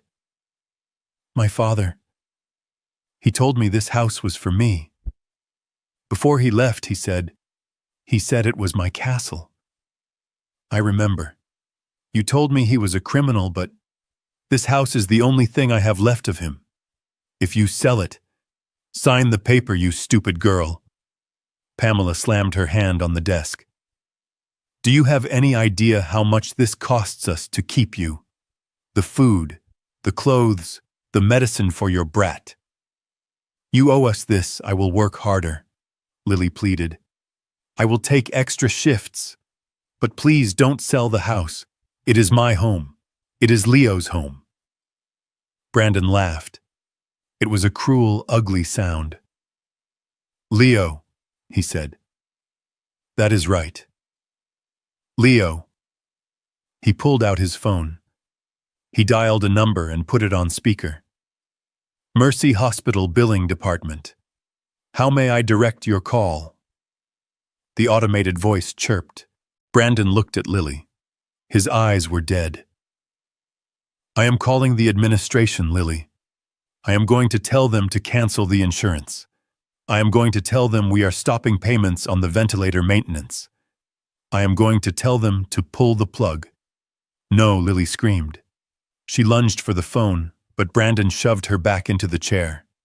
Sit down, he roared. Or I swear to God I will do it. I will let that boy suffocate. Do you know what it looks like when a heart fails, Lily? Do you know what it sounds like when lungs fill with fluid? Please, Lily sobbed. Please don't hurt him. He is innocent. He is expensive, Brandon said. And I am done paying for him unless you make it worth my while. He tapped the paper on the desk with the knife. Sign the paper. And the boy lives. Sign the paper and we keep paying the doctors. Refuse, and you can plan a funeral for a child. I watched from the hotel room. I was standing now, my fists clenched so tight my fingernails cut into my palms. This was the moment. This was the depth of their depravity. They were holding a gun to a child's head to get a payday. I wanted to burst through the door. I wanted to end it. But I couldn't. Not yet. The waiver needed to be signed. It was the trap. If she signed it under duress, it proved extortion. It proved coercion. It proved they were willing to kill for this money. But more importantly, once Pamela countersigned it and presented it to the buyer, she committed fraud on a massive scale. She would be selling something she knew she had stolen using a signature she had extorted. It was the final nail in her coffin. Sign it, Lily. I whispered to the screen. Sign it and save your son. I will save you both. Lily was shaking violently. She looked at the phone in Brandon's hand. She looked at Pamela's cold, expectant face. You promise, she whispered. You promise you won't stop his medicine. I promise, Pamela said. Just sign the damn paper. Lily picked up the pen. Her hand trembled so much she could barely hold it. She touched the tip to the paper. Tears fell from her eyes, blotting the ink. I am sorry, Daddy, she whispered. I am so sorry. She signed. She scratched her name across the line, signing away her birthright, signing away her home, signing away her dignity to save her son. Done. Brandon snatched the paper away. See, That wasn't so hard. Get out of my sight, Pamela hissed. Go to the cellar. The cellar? Lily asked. We have buyers coming tomorrow, Pamela said. I don't want them seeing you. You look like a wreck. Go to the wine cellar and stay there. I will lock the door. You can come out when the money is in the bank, but… Leo, I need to go to the hospital. You will go nowhere. Brandon grabbed her arm. You stay in the cellar. If you make a sound, if you bang on the door, remember the phone call. They dragged her out of the library. I watched on the hallway cameras as they shoved her down the narrow stairs to the basement. I heard the heavy click of the deadbolt sliding home. Pamela and Brandon returned to the kitchen. They poured champagne. We did it, Brandon said, raising his glass. We are rich. Pamela took the signed waiver and kissed it. $8 million, she purred. And the best part is we finally get rid of the girl. Once the house is sold, we put her on a bus to nowhere. Let her figure out how to pay for the kid then. They clinked glasses. I turned off the monitor. The silence in the hotel room was heavy. They thought they had won. They thought they had secured their future. They had just signed their confessions. I picked up my coat. I picked up the cane. Hartman, I said into the phone. The document is signed. They locked her in the cellar. Shall I call the police? Hartman asked. No, I said. Tonight I am going to the house. I am going to see my daughter. And tomorrow we close the deal. I walked to the elevator. The rage was gone, replaced by a cold, mechanical precision. They wanted to sell the house. Fine. I would buy it. And the price would be their lives. I checked my watch. Midnight. The perfect time for a ghost to visit. I slipped the lock-picking set into my pocket. The cellar door was old wood. It wouldn't hold me. Hang on, Lily, I thought as I stepped out into the night. Daddy is coming home. And this time I am not knocking. The night air was biting as I circled the perimeter of the mansion on Beacon Hill. The windows above were dark, save for the faint, drunken glow from the living room where Brandon was likely celebrating his premature victory. But my business was not with the lights above. It was with the darkness below. I knew this house better than the architects who designed it. I knew that behind the overgrown ivy on the north wall, there was an old coal chute, a remnant of the 19th century, that I had preserved for historical accuracy during the renovations 15 years ago. It led directly to the sub-basement adjacent to the wine cellar. Pamela and Brandon were lazy. They would have locked the main door, but they would never have thought to weld shut a chute that hadn't been used in 50 years. I slid the iron grate aside. It moved silently, thanks to the oil I had applied 2 nights ago during my initial reconnaissance. I lowered myself into the black throat of the house. The slide was steep and rough, tearing at my beggar's coat, but I felt nothing. My mind was focused entirely on the woman trapped in the dark. I landed on a pile of old coal dust. The air down here was stagnant, heavy with the smell of damp earth and vintage cork. I clicked on a small penlight, shielding the beam with my hand. I moved toward the heavy oak door of the wine cellar. It was locked from the outside with a simple sliding bolt. I didn't open it immediately. I pressed my ear to the wood. I heard nothing. No crying, no movement. A cold spike of terror drove itself into my chest. Had they gone too far? Had the stress, the hunger, the physical abuse finally broken her body? I slid the bolt back. It gave a heavy metallic thud. I pushed the door open and stepped inside. The wine cellar was a cavern of brick and shadows. Rows of dust-covered bottles lined the walls, my collection worth thousands gathering dust, while my daughter starved. In the far corner, huddled on a pile of old burlap sacks, was a small, trembling shape. Lily. She didn't move when the light hit her. She was curled into a fetal ball, her knees pulled to her chest, her arms wrapping her head as if to shield herself from a blow. She was shivering violently. "Lily," I whispered. She flinched. It was a sharp, full-body spasm of terror.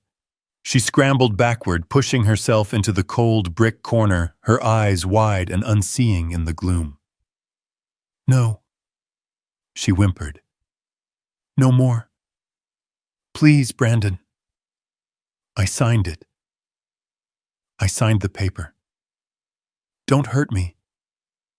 "It is not Brandon," I said, keeping my voice low and gentle. "It is me, the man from the porch." She blinked her eyes, adjusting to the penlight. Recognition dawned on her face, but it was not followed by relief. It was followed by a wave of pure, distilled hatred. "You," she hissed. She tried to stand, but her legs were too weak. She slumped back against the wall, glaring at me with a ferocity that broke my heart. "Get away from me," she spat. "Get out." "Have you not done enough?" I took a step closer, reaching into my coat pocket. I had brought a thermos of hot soup and a bottle of water. "I brought you food," I said. "I don't want your food." She screamed, though her voice was a raspy croak. "I don't want anything from you. You are the reason I am here. You are the reason my son is dying." I stopped.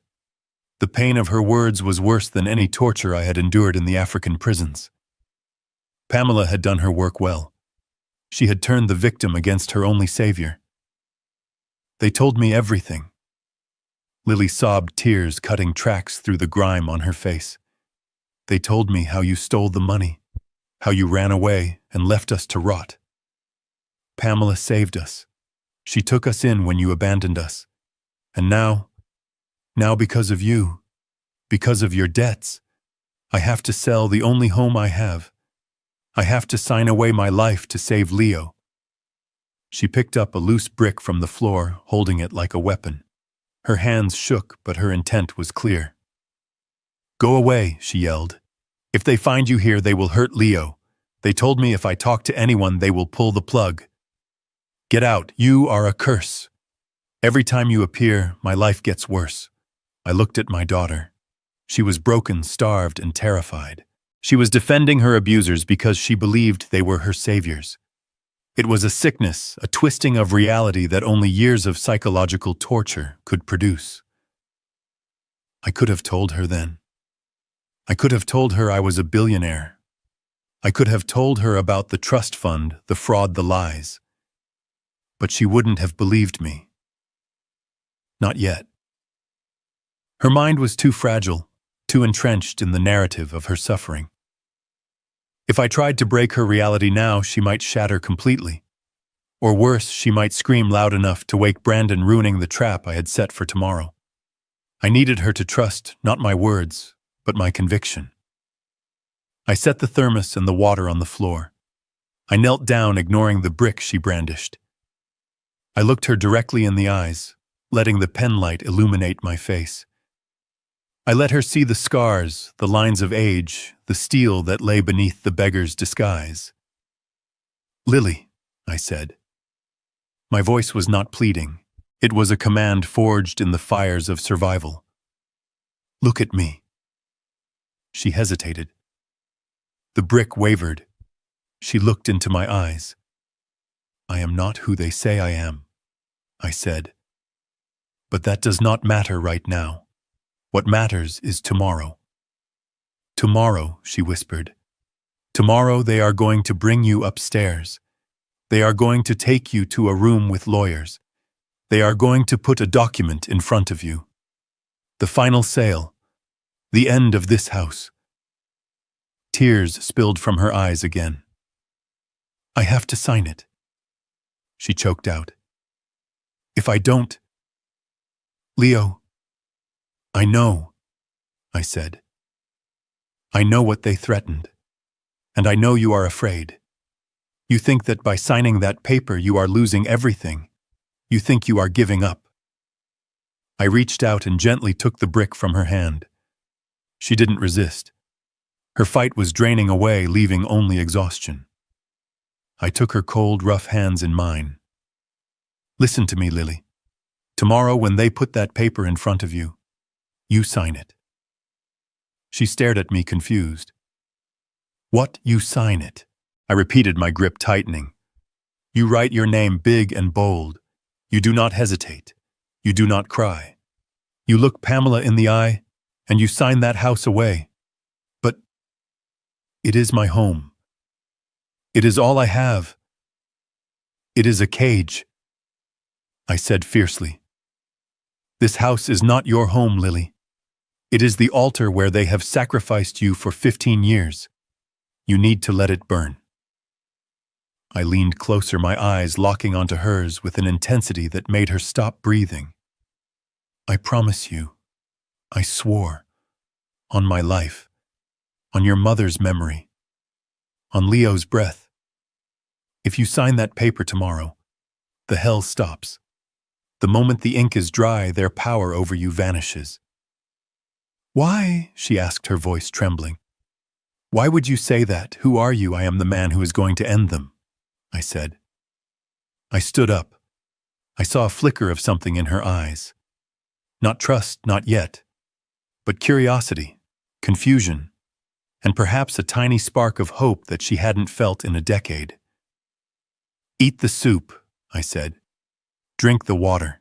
You need your strength for tomorrow. You need to be steady when you hold the pen. I turned to the door. Wait, she whispered. I stopped.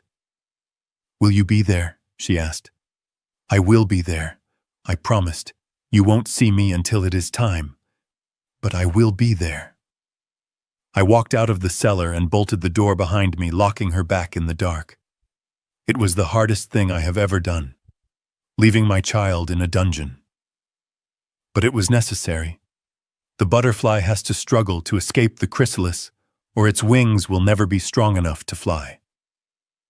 I climbed back up the chute, emerging into the cold night air. I was covered in coal dust again, but I felt clean. The plan was in motion.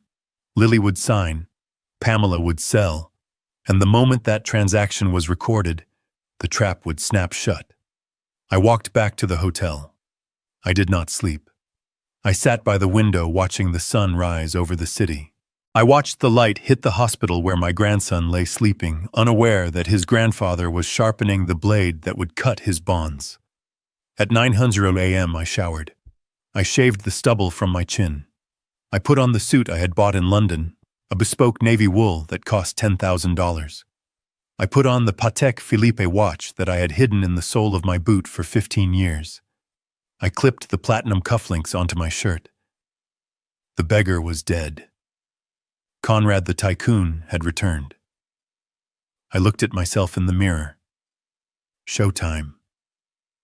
I picked up the briefcase containing the documents that would obliterate Pamela's life. I walked out of the hotel suite. Hartman was waiting in the lobby, flanked by 2 federal agents and the chief of police, a man who owed me a favor from 20 years ago. Is everything ready? Hartman asked. The money is in escrow, I said. The trap is baited. Let's go buy a house. We got into the fleet of black SUVs. We drove toward Beacon Hill. I watched the streets pass by, feeling the anticipation coil in my gut like a viper. Pamela was expecting a sheep she could shear. She was expecting a nameless investor she could trick. She was about to open the door to the wolf. The conference room on the 45th floor of the Prudential Tower was a temple dedicated to avarice. From the floor to ceiling windows, one could see the entire city of Boston spread out like a map of conquests. The table was a slab of polished black granite, long enough to land a plane on, and sitting around it were 3 vultures waiting for a carcass. I watched them from the security feed on my phone, standing just outside the double mahogany doors. Pamela was vibrating with nervous energy, checking her reflection in a compact mirror, applying another layer of red lipstick to a mouth that had spoken nothing but lies for 15 years. She wore a Chanel suit that I knew she had charged to a credit card opened in my name. Brandon sat next to her, spinning a Mont Blanc pen between his fingers. He looked hungover, his eyes bloodshot, but bright with greed. He kept checking his watch, tapping his foot, a restless rhythm of impatience. He was already spending the money in his head, buying cars, buying women, buying his way out of the hole he had dug for himself. And Clive, the lawyer who had sold his soul. He sat at the head of the table, reviewing the fraudulent documents one last time. He looked smug. He thought he had pulled off the perfect crime. He thought he was minutes away from a commission that would pay for his summer house in the Hamptons. "Bring her in." Pamela's voice came through my earbuds, sharp and impatient. I watched as the side door opened. A paralegal led Lily into the room. My daughter looked like a prisoner walking to the gallows. She was still wearing the same gray rags from the night before, though someone had tried to clean the blood from her cheek. It hadn't worked. The bruise was blooming dark and angry against her pale skin. She walked with a limp, her head bowed, her spirit crushed. She didn't look at the view. She didn't look at the expensive furniture. She looked at the floor, terrified to make eye contact with the people who held her leash. "Sit." Brandon barked, pointing to a chair set slightly apart from the table like the accused in a tribunal. Lily sat. She folded her hands in her lap. Her knuckles were white. "Here is the pen," Clive said, sliding a document across the granite. "You know what this is, Lily. We discussed it. This is the quitclaim deed and the waiver of inheritance. By signing this, you acknowledge that you have no claim to the property on Beacon Hill or any assets associated with the estate of Conrad Vance. You are signing this voluntarily and without duress." He said the words quickly, rushing through the legal formalities like a priest trying to finish a funeral before it rained. Lily looked at the paper. Her hands were shaking so bad I thought she might drop the pen. "Is Leo okay?" she whispered. Her voice was barely audible. "He is fine," Brandon said, leaning forward. "I called the hospital this morning. They are waiting for the payment.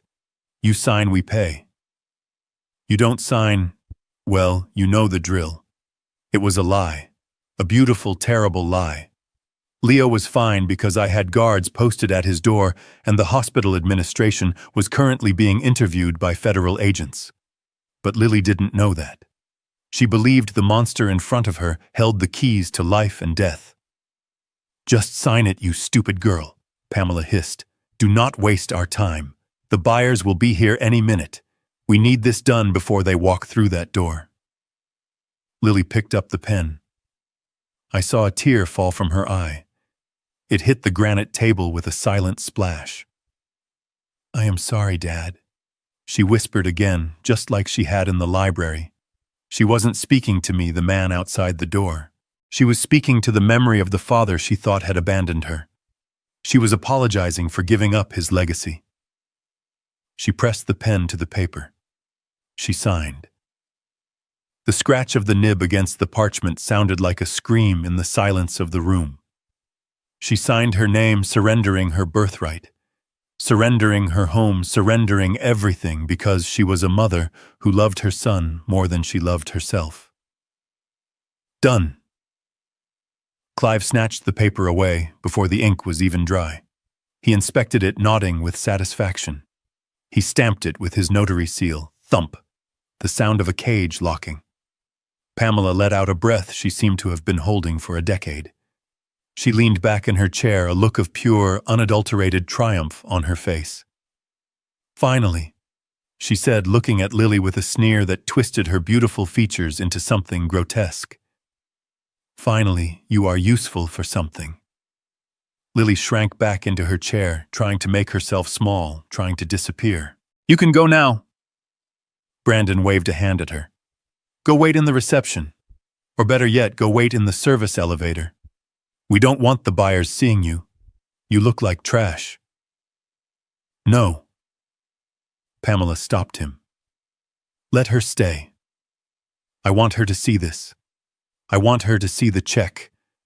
I want her to know exactly how much she is worth." "Nothing. She is worth absolutely nothing. This money is ours. It is payment for putting up with her whining for 15 years. Lily didn't move. She just stared at her hands, accepting the abuse as if it were weather. "Where are they?" Brandon asked, looking at the door.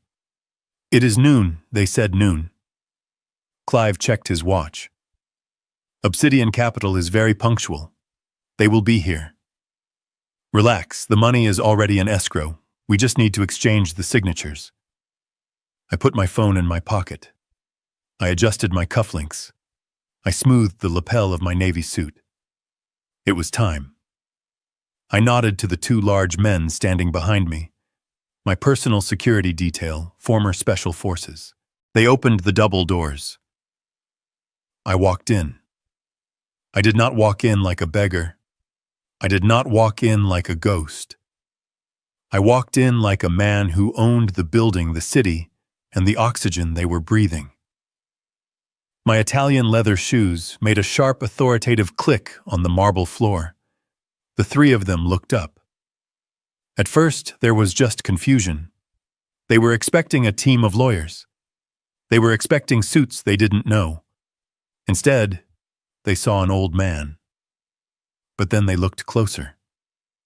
Pamela's eyes narrowed. She tilted her head. She saw the face she had mocked on her porch 2 days ago. She saw the eyes of the man she had thrown $200 at. But the brain is a funny thing.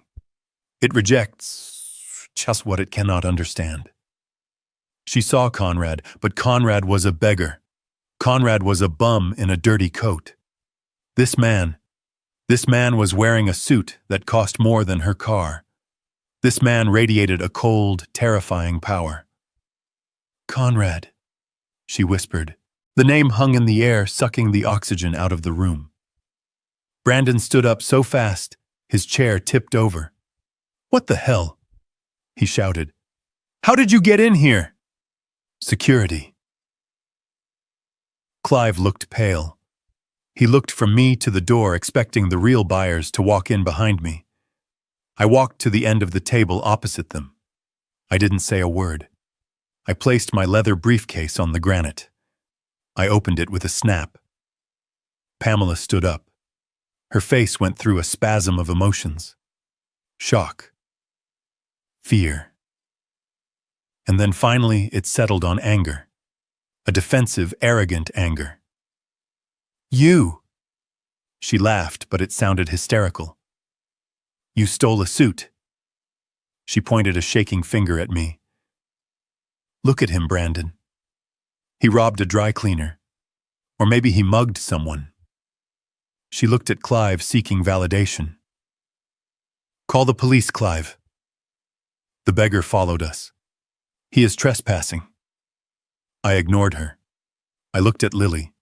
She was staring at me. Her mouth was slightly open. She looked at my face, clean-shaven and sharp. She looked at my clothes, and then she looked at my eyes.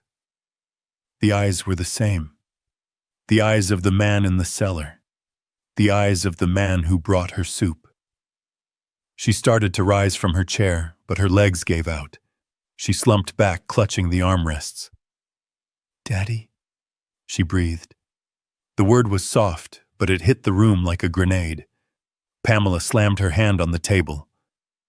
"Shut up, Lily. He is not your father. He is a con artist. He is a homeless bum who thinks he can crash my meeting."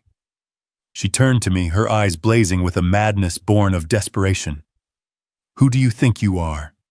You think because you put on a stolen suit, you are someone. You are nothing. You are dirt. I gave you money to leave. I should have had you arrested." She walked around the table, marching toward me. "Get out!" she screamed. "Get out before the buyers arrive. You are going to ruin the deal. You are going to ruin everything." I let her get close. I let her get within arm's reach. She raised her hand, as if to slap me just as her son had slapped my daughter. I caught her wrist. I didn't squeeze. I didn't twist. I just held it. My grip was iron. She gasped, trying to pull away, but she couldn't move. She looked into my face, and for the first time the delusion cracked. She saw the truth. She saw that the man holding her was not a beggar. I am the buyer, I said. My voice was low, calm, and resonant. It carried to every corner of the room. Pamela froze. What? I released her wrist with a shove. She stumbled back, catching herself on the table. I said, I am the buyer. I am Obsidian Capital.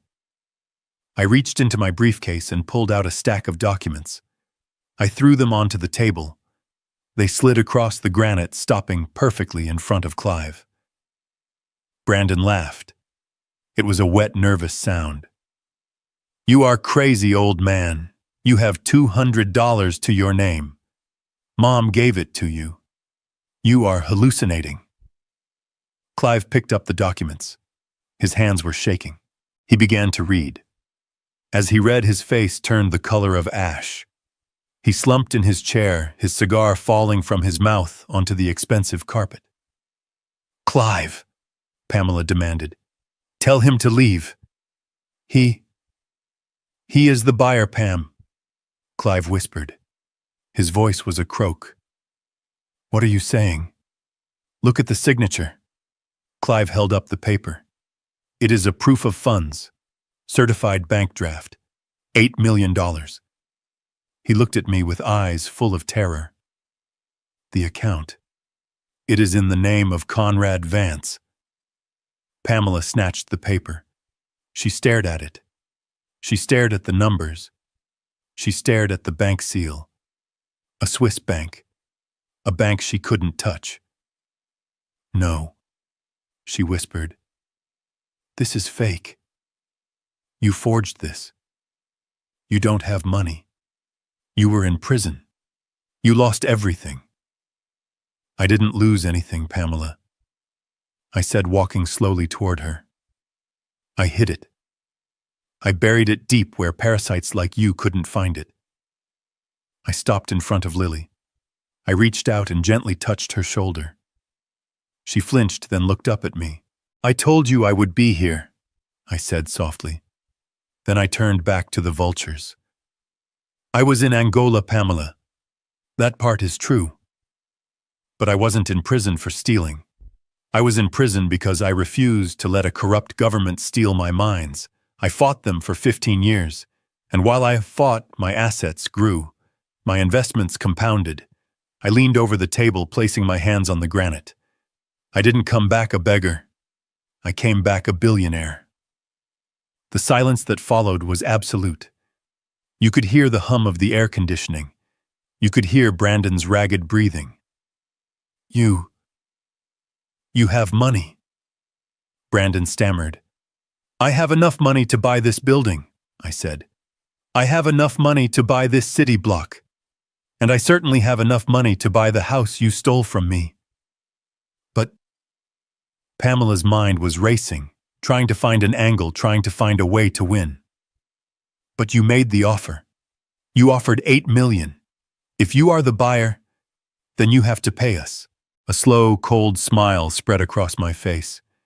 Pay you. I picked up the quitclaim deed, the document Lily had just signed. I held it up. This is what I needed. This signature. This proof that you forced the rightful heir to sign away her property under duress. I ripped the document in half. Then in half again. I let the pieces flutter to the floor like confetti. I am not buying the house, Pamela. I already own it. That is a lie, Clive shouted, standing up. The deed is in Pamela's name. It was transferred legally. Legally, I laughed. You call forging a death certificate legal, Clive. You call forging my signature on a power of attorney legal. Clive went still. How do you know that? Because you told me. Yesterday, in your office, while you were smoking that cigar and laughing at the beggar. I pulled the burner phone from my pocket. I pressed play. Clive's voice filled the room, tinny but unmistakable. I forged the death certificate myself, remember, and the transfer of the deed. Your signature on the power of attorney looked better than his real one. Clive dropped back into his chair. He looked like he was having a heart attack. And you, Pamela, I continued. You signed for the hospital bills. You intercepted the trust fund statements. You created a fake debt to enslave my daughter. I turned to Brandon. And you? You threatened to kill a child. You threatened to pull the plug on my grandson. Brandon backed away until he hit the wall. He looked like a trapped rat. I didn't mean it, he squeaked. It was just negotiation. Negotiation, Ida repeated. I walked over to him. He was taller than me, younger than me, but he shrank as I approached. He saw the violence in my eyes. He saw the man who had survived a war zone. You made her lick the floor, Brandon. He didn't answer. He was trembling. You slapped her face in front of 100 people. I didn't hit him. Not yet. I just stood there letting my presence crush him. I am not here to buy a house, I said, turning back to the group. I am here to foreclose on your lives. I looked at the door. Come in, gentlemen. The doors opened again. This time it wasn't security. It was Hartman. And behind him were 4 men in windbreakers. The letters on their backs were yellow and bold. FBI. And behind them 2 uniformed officers from the Boston Police Department. Clive stood up, putting his hands up. Now wait a minute. We can discuss this. Attorney-client privilege. Sit down, Clive, Hartman said. He walked into the room like an executioner. There is no privilege for fraud. There is no privilege for conspiracy to commit murder. Murder, Pamela shrieked. We didn't kill anyone. You killed my wife, I said quietly. The room went silent. My wife died of a broken heart, thinking I was a criminal. You told her that. You poisoned her against me while I was locked away, unable to defend myself. And then you tried to kill my daughter. You tried to kill her spirit. You tried to work her to death. You tried to kill my grandson by holding his life hostage. That is murder, Pamela. It is a slow, painful murder, and you enjoyed every second of it. Officer, Hartman said, pointing at the table. That is the forged deed. That is the fraudulent waiver. And these, he pointed to the terrified trio, these are the parasites. The FBI agents moved in. They went for Clive first. They cuffed him and dragged him away, his protests dying in his throat. Then they went for Brandon. He tried to run. He tried to scramble toward the side door. One of my security guards stepped in his path. He didn't even use his hands. He just tripped him. Brandon face planted onto the marble. He screamed as the agents pinned him down and cuffed his hands behind his back. And finally, Pamela. She stood there, clutching her pearls, looking at me with a mixture of hatred and disbelief.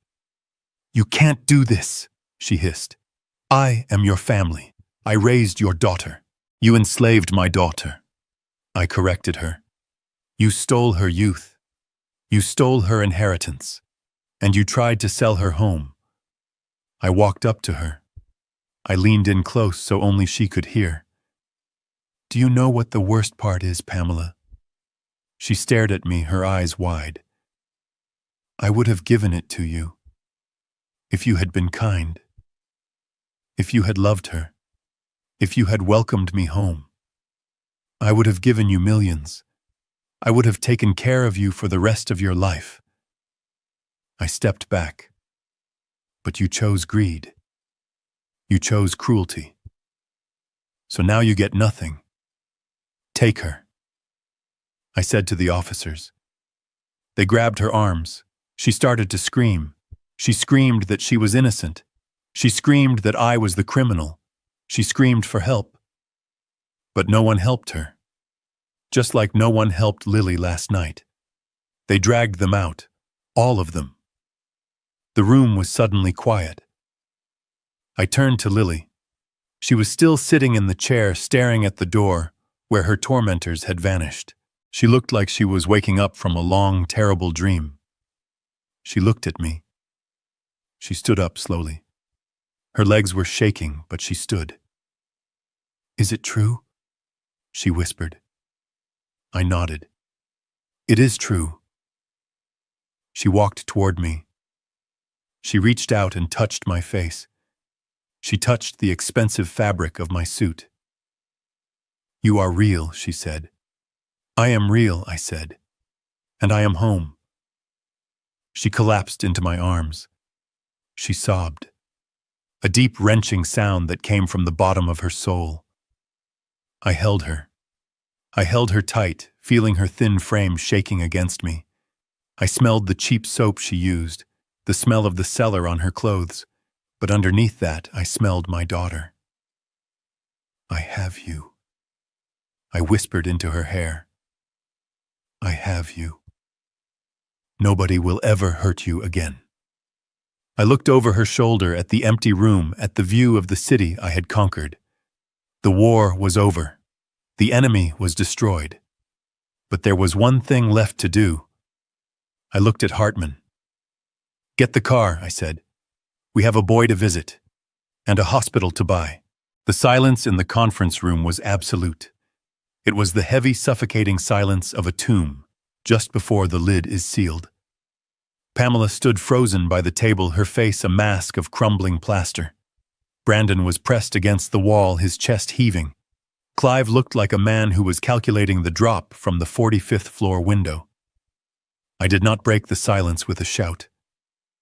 I did not need to. I had the power now. I raised my hand. It was a small, simple gesture, a flick of the wrist. The double doors swung open again. Hartman stepped through. He did not look like a lawyer who negotiated plea deals. He looked like a shark that had smelled blood in the water 3 miles away. He wore a charcoal suit that was cut sharp enough to bleed. In his hand he carried a black file box, not a briefcase, but it was who walked in behind him that sucked the remaining air out of the room. The Suffolk County Sheriff, a man named Miller, with a jaw like granite and eyes that had seen every lie a criminal could tell, and flanking him 2 men in blue windbreakers with the yellow letters FBI stenciled on the chest. Clive made a small choking sound. He tried to stand up again, his lawyer instincts kicking in a desperate attempt to regain control. "Gentlemen," he stammered, his hands fluttering like dying birds. "This is a private meeting. We are in the middle of a delicate commercial transaction. If you do not have a warrant—" "Sit down," Clive Hartman said. His voice was not loud, but it carried the weight of a judge's gavel. "We do not need a warrant to enter a room owned by my client. And we certainly do not need a warrant to witness a felony in progress." Client Pamela whispered. She looked at me. "But you are the buyer." "You said you were the buyer." I walked to the table. I picked up the thick stack of documents I had thrown there moments ago. The proof of funds, the shell company registration, the offer letter. I looked at them. Then I looked at Pamela. I lied. I said calmly. I tossed the papers into the air. They fluttered down onto the table, settling over the broken pieces of the waiver Lily had signed. "I am not here to buy this house, Pamela. Why would I buy something that already belongs to me? I am here to reclaim my property, and I am here to bury you." "Property," Pamela shrieked, her hysteria rising. "You do not own it. The deed is in my name." Clive transferred it. "It is legal public record." I looked at Hartman. He stepped forward, placing the black file box on the table. He opened it. He pulled out a single document bound in blue leather. It looked old. It looked important. Mrs. Vance, Hartman said, opening the document. "You and your attorney, Mr. Clive, made a fatal error in your greed. You assumed that Conrad Vance owned the property at 42 Beacon Hill personally. You assumed that by declaring him dead and forging a power of attorney, you could transfer the title to yourself." He slid the document across the granite. "But Conrad Vance never owned that house." Pamela looked at the paper. Her eyes darted across the lines of text, unable to comprehend. "What is this?" she hissed. This, Hartman said, is the charter for the Andromeda International Trust, established in Zurich 20 years ago. The trust owns the house. The trust owns the cars. The trust owns the art collection. And the trust has only one beneficiary. Hartman pointed a long finger at Lily, who was still standing by the door, trembling. Lily Vance. I watched Pamela's face. I saw the gears turning, the denial warring with the cold, hard reality. But, she stammered. But I have the deed. I have the paper. You have a forgery, Hartman said. You forged a transfer from Conrad Vance to Pamela Vance. But since Conrad Vance did not hold the title, the transfer is void. It is a nullity. You transferred nothing. You stole nothing. You have been living in a house you do not own, spending money you do not have, and terrorizing a woman who is the sole legal owner of the roof over your head. No, Brandon shouted from the wall. That is legal mumbo-jumbo. We have lived there for 15 years. Squatters' rights, adverse possession. Something. Hartman laughed. It was a dry, terrifying sound. Adverse possession requires open and notorious occupation hostile to the owner's interests, Hartman corrected. But you were not hostile, were you? You claimed to be guardians. You claimed to be family. You claimed to be acting in Lily's best interest while you drained the accounts. That is not adverse possession, young man. That is fraud. That is embezzlement. And since the trust is international, it is wire fraud. That is why the FBI is here. I stepped forward. I wanted them to look at me. You didn't just steal a house, I said, my voice dropping to a growl. You stole 15 years of my daughter's life. You made her a servant in her own kingdom. I reached into my pocket and pulled out the burner phone. You said I had no proof, Pamela. You told Lily that no one would believe a beggar over a respected socialite. I placed the phone on the granite table. The black surface reflected the device like a monolith. You forgot one thing, I said. Beggars have ears. I pressed the screen. The audio was crystal clear, amplified by the acoustics of the conference room. It was the recording from the kitchen the night I arrived. Brandon's voice filled the room, slurred and arrogant. You want the money for the boy? Clean it up. Not with a rag. With your tongue. I saw the FBI agents stiffen. I saw the sheriff's jaw tighten. Even Clive looked away, unable to maintain his facade of indifference. Lily let out a small whimper. She covered her ears, but she couldn't block out the sound of her own humiliation. I let it play. I let them hear the splash of the wine. I let them hear Brandon's laughter. Then I skipped forward. The recording changed. It was Pamela's voice, now sharp and commanding. Sign the paper, you stupid girl. Do you have any idea how much this costs us? And then Brandon again. The threat. I am calling the administration. I am going to tell them to pull the plug. I stopped the recording. The silence that followed was heavy enough to crush bones. That was yesterday, I said, looking at Brandon.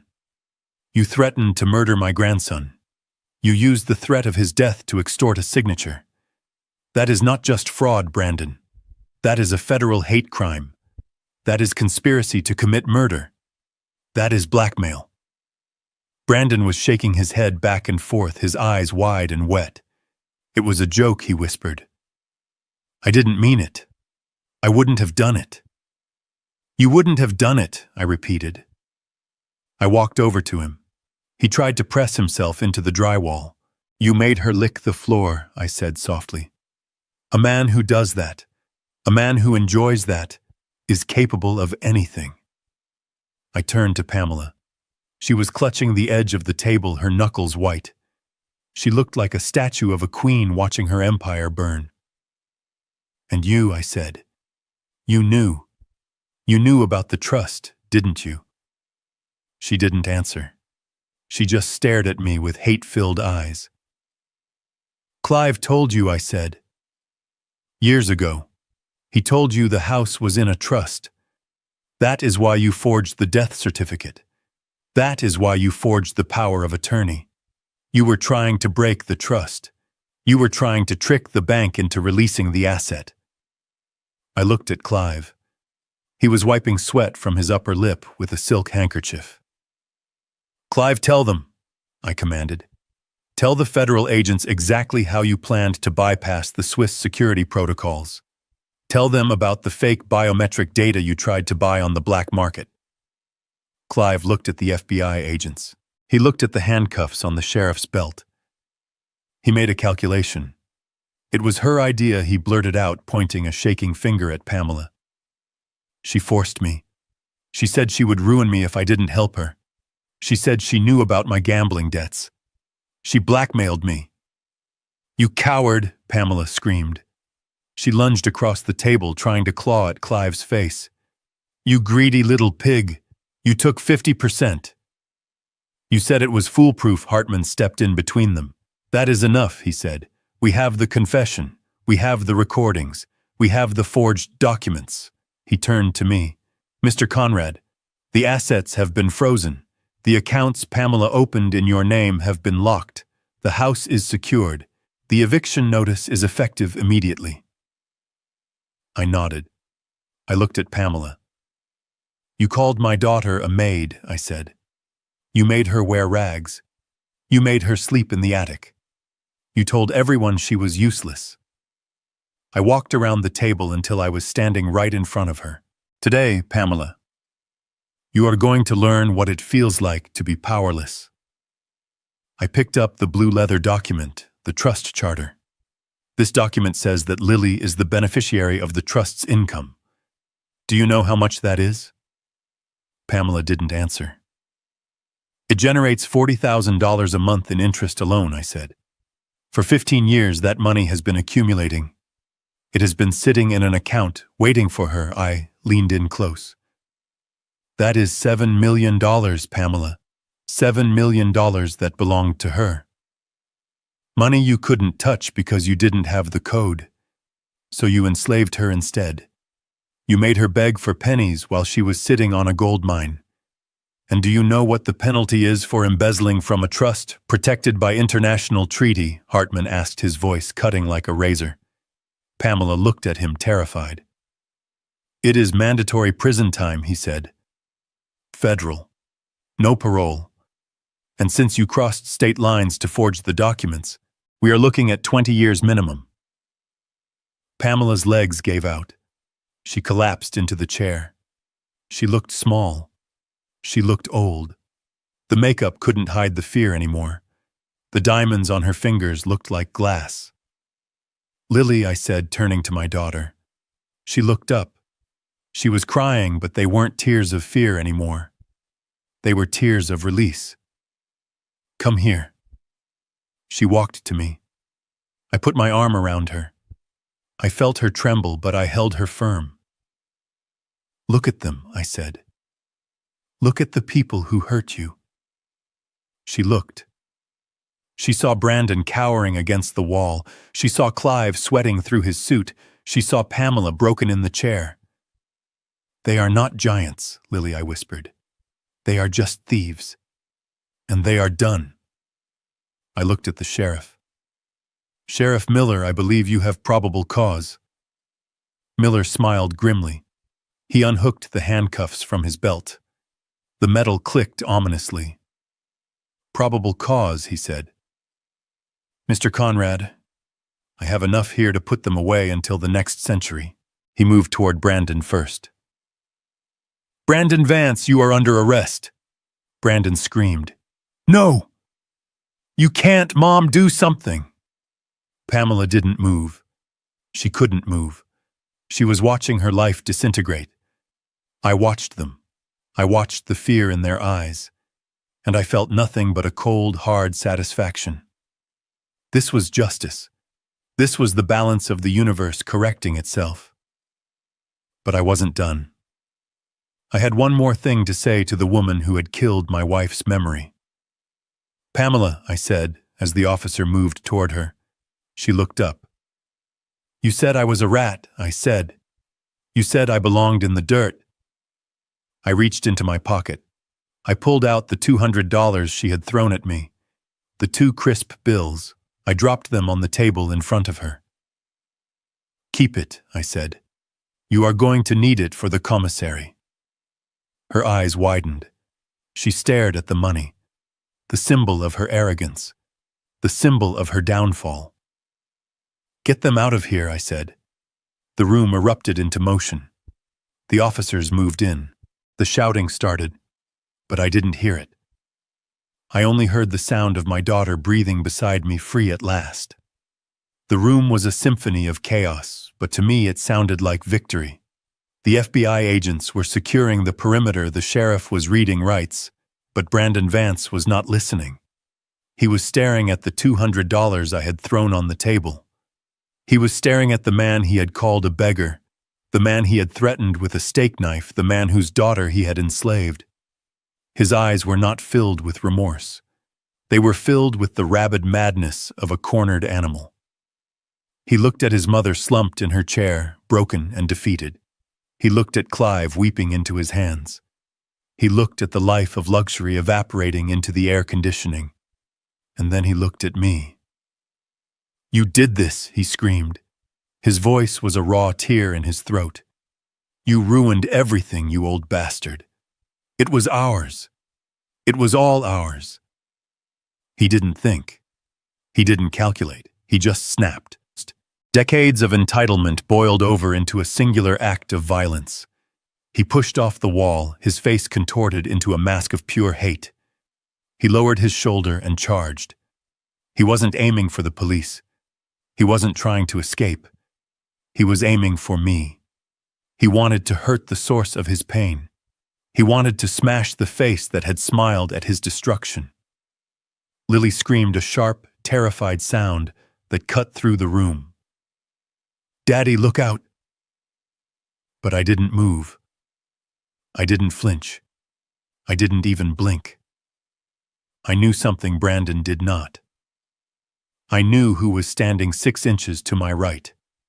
His name was Marcus. He was 6'4", 250 pounds of muscle and kinetic energy. He had spent 10 years in special operations protecting diplomats in war zones. He had reflexes that made a striking cobra look sluggish. Brandon was a soft, drunk playboy who thought violence was slapping a defenseless woman. He was about to learn the difference between a bully and a warrior. Brandon covered the distance in 3 strides. He raised his fist, a clumsy telegraphed blow. Marcus moved. It was a blur of motion too fast to track. He stepped in front of me, his left arm deflecting Brandon's strike effortlessly. His right hand shot out, gripping Brandon's wrist. There was a pivoting of hips, a shifting of weight, and then a sound that made everyone in the room wince. Crack. It was the dry, sharp sound of a dry branch snapping in winter. Brandon's scream was immediate and guttural. It started as a gasp and exploded into a high-pitched shriek of agony. Marcus twisted the broken arm behind Brandon's back, forcing him down. He kicked Brandon's legs out from under him. Brandon hit the marble floor hard, his face bouncing off the stone. He writhed, trying to clutch his shattered arm, but Marcus held him pinned with a knee to the spine. "Stay down," Marcus said calmly, his voice devoid of exertion. "Do not move, or I will break the other one." Brandon sobbed into the floor. "My arm. You broke my arm. Oh God, it hurts." I looked down at him. He was pathetic. He was small. The arrogance that had filled the room 10 minutes ago was leaking out of him along with his snot and tears.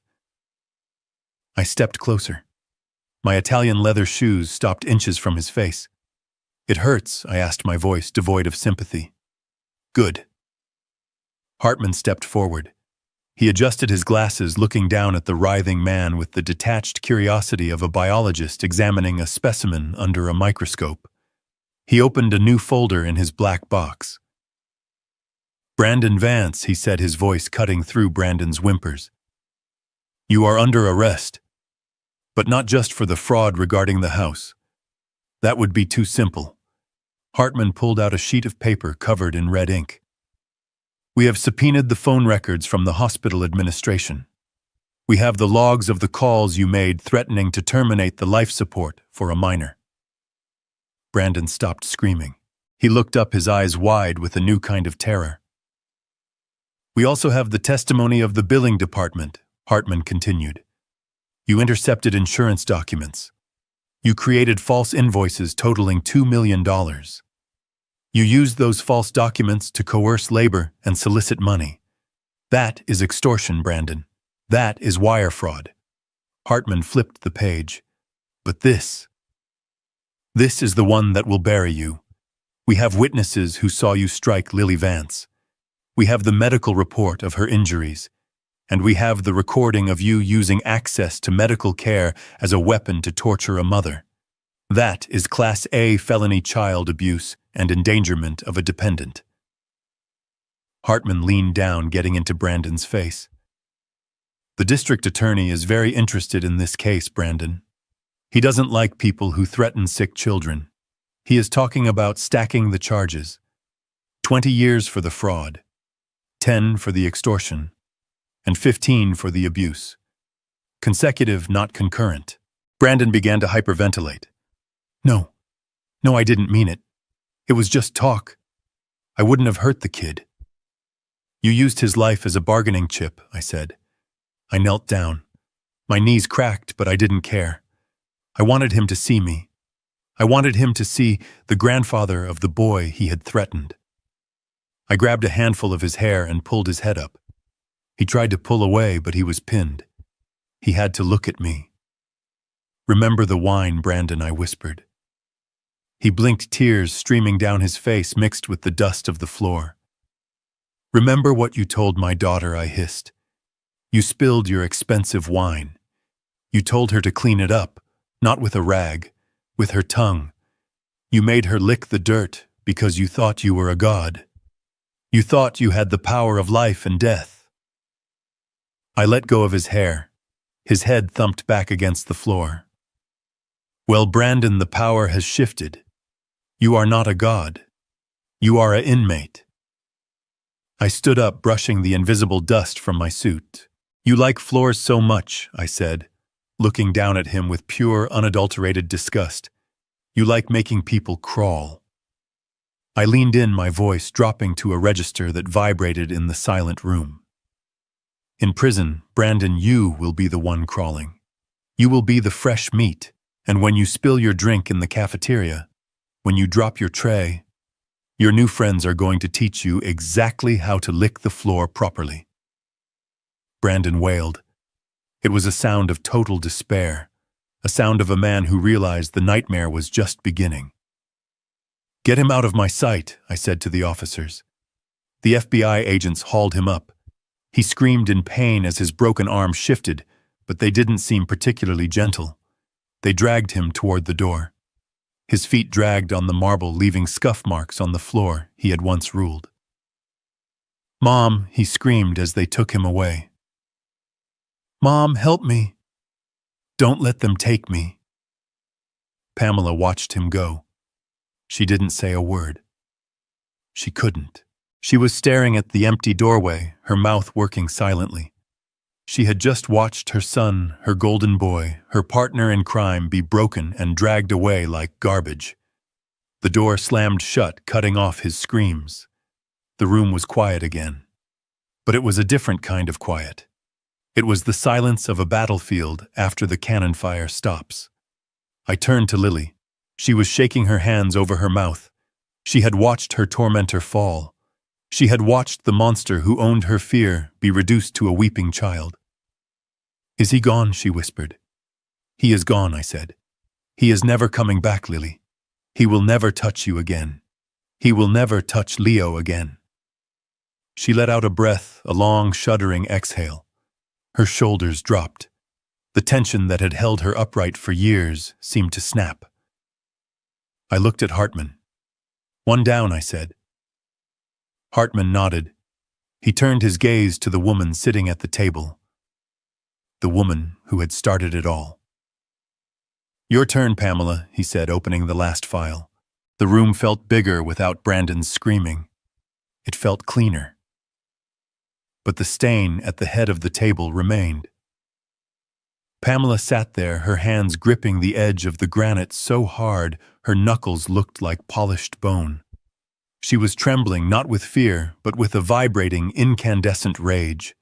She had watched her son be dragged away, and instead of breaking it, had hardened her. She looked at me with eyes that were black holes of entitlement. "You monster," she hissed. Her voice was low, a venomous rattle in her throat. "You come back here after 15 years, and you destroy my family. You throw my son in a cage. Who do you think you are?" "I am the man who paid the bills, Pamela," I said, walking slowly toward her. "I am the man whose house you lived in." She stood up, pushing the chair back with a screech of metal on stone. "I earned this," she screamed, slamming her hand on her chest. "I earned every penny I raised that girl. I took her in when she was a sobbing mess. I fed her, I clothed her. I gave her a roof over her head for 15 years. She pointed a shaking finger at Lily. "She was a burden, a useless, crying burden. I sacrificed my life for her. I sacrificed my youth to play mother to your abandoned brat. I have rights. I have a right to be compensated." Lily shrank back, the old conditioning kicking in. She looked down, shame burning her cheeks. I stepped between them. I broke the line of sight. Pamela had to look at me now.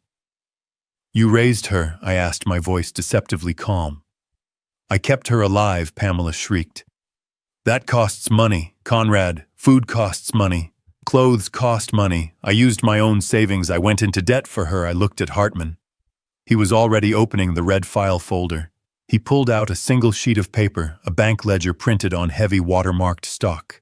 He handed it to me. I looked at the numbers, columns of them. Identical. Relentless. "You say you used your own savings," I said, reading from the page. "You say you went into debt." I slid the paper across the table. It stopped directly under her nose. "Then explain this, Pamela." She looked down. She didn't want to read it, but she couldn't look away. "It is a wire transfer log," I said. "From the Geneva Trust directly to the First National Bank of Boston. Account number ending in 4590. Your personal account, Pamela." Her face went gray. The rage evaporated, leaving behind the cold sweat of exposure. "On the 1st of every month for 180 months a transfer was made," I said, my voice rising, filling the room. $20,000, labeled clearly for the care and maintenance of Lily Vance. I leaned over the table, getting into her face. $20,000 a month, Pamela. That is $240,000 a year. That is $3.6 million over 15 years. I slammed my hand on the table, making her jump. $3.6 million, I roared. "Where did it go, Pamela?" She opened her mouth, but no sound came out. She was drowning. I looked at Lily, I said, pointing to my daughter, who was staring at us in shock. "Look at her dress, Pamela. She is wearing rags. She is malnourished. My grandson is in a hospital bed because you said you couldn't afford the insurance." I walked around the table, stalking her. "You didn't spend a dime on her," I hissed. "You spent it on yourself." I saw the closet upstairs, Pamela. I saw the furs. I saw the shoes that cost more than a car. I saw the plastic surgery bills. You carved up your face with my daughter's money." "I didn't know," she blurted out. I thought it was an allowance from my sister's estate, liar," I said. "The transfers came from me. My name is on every single one. You knew I was alive. You knew I was sending money. And you kept it all. You stole $3.6 million from a child, and then you made her scrub your floors to pay for the food you bought with her own money." "That is embezzlement," Pamela Hartman said from the corner. His voice was the cold steel of the guillotine. "Grand larceny. Fraud by a trustee. But that is not the worst of it." Pamela looked at him, her eyes darting like a trapped animal. "The IRS," he said simply. Pamela flinched as if he had hit her. "You never declared that income, did you?" Hartman asked, adjusting his glasses. "You treated it as a gift. You hid it in offshore accounts.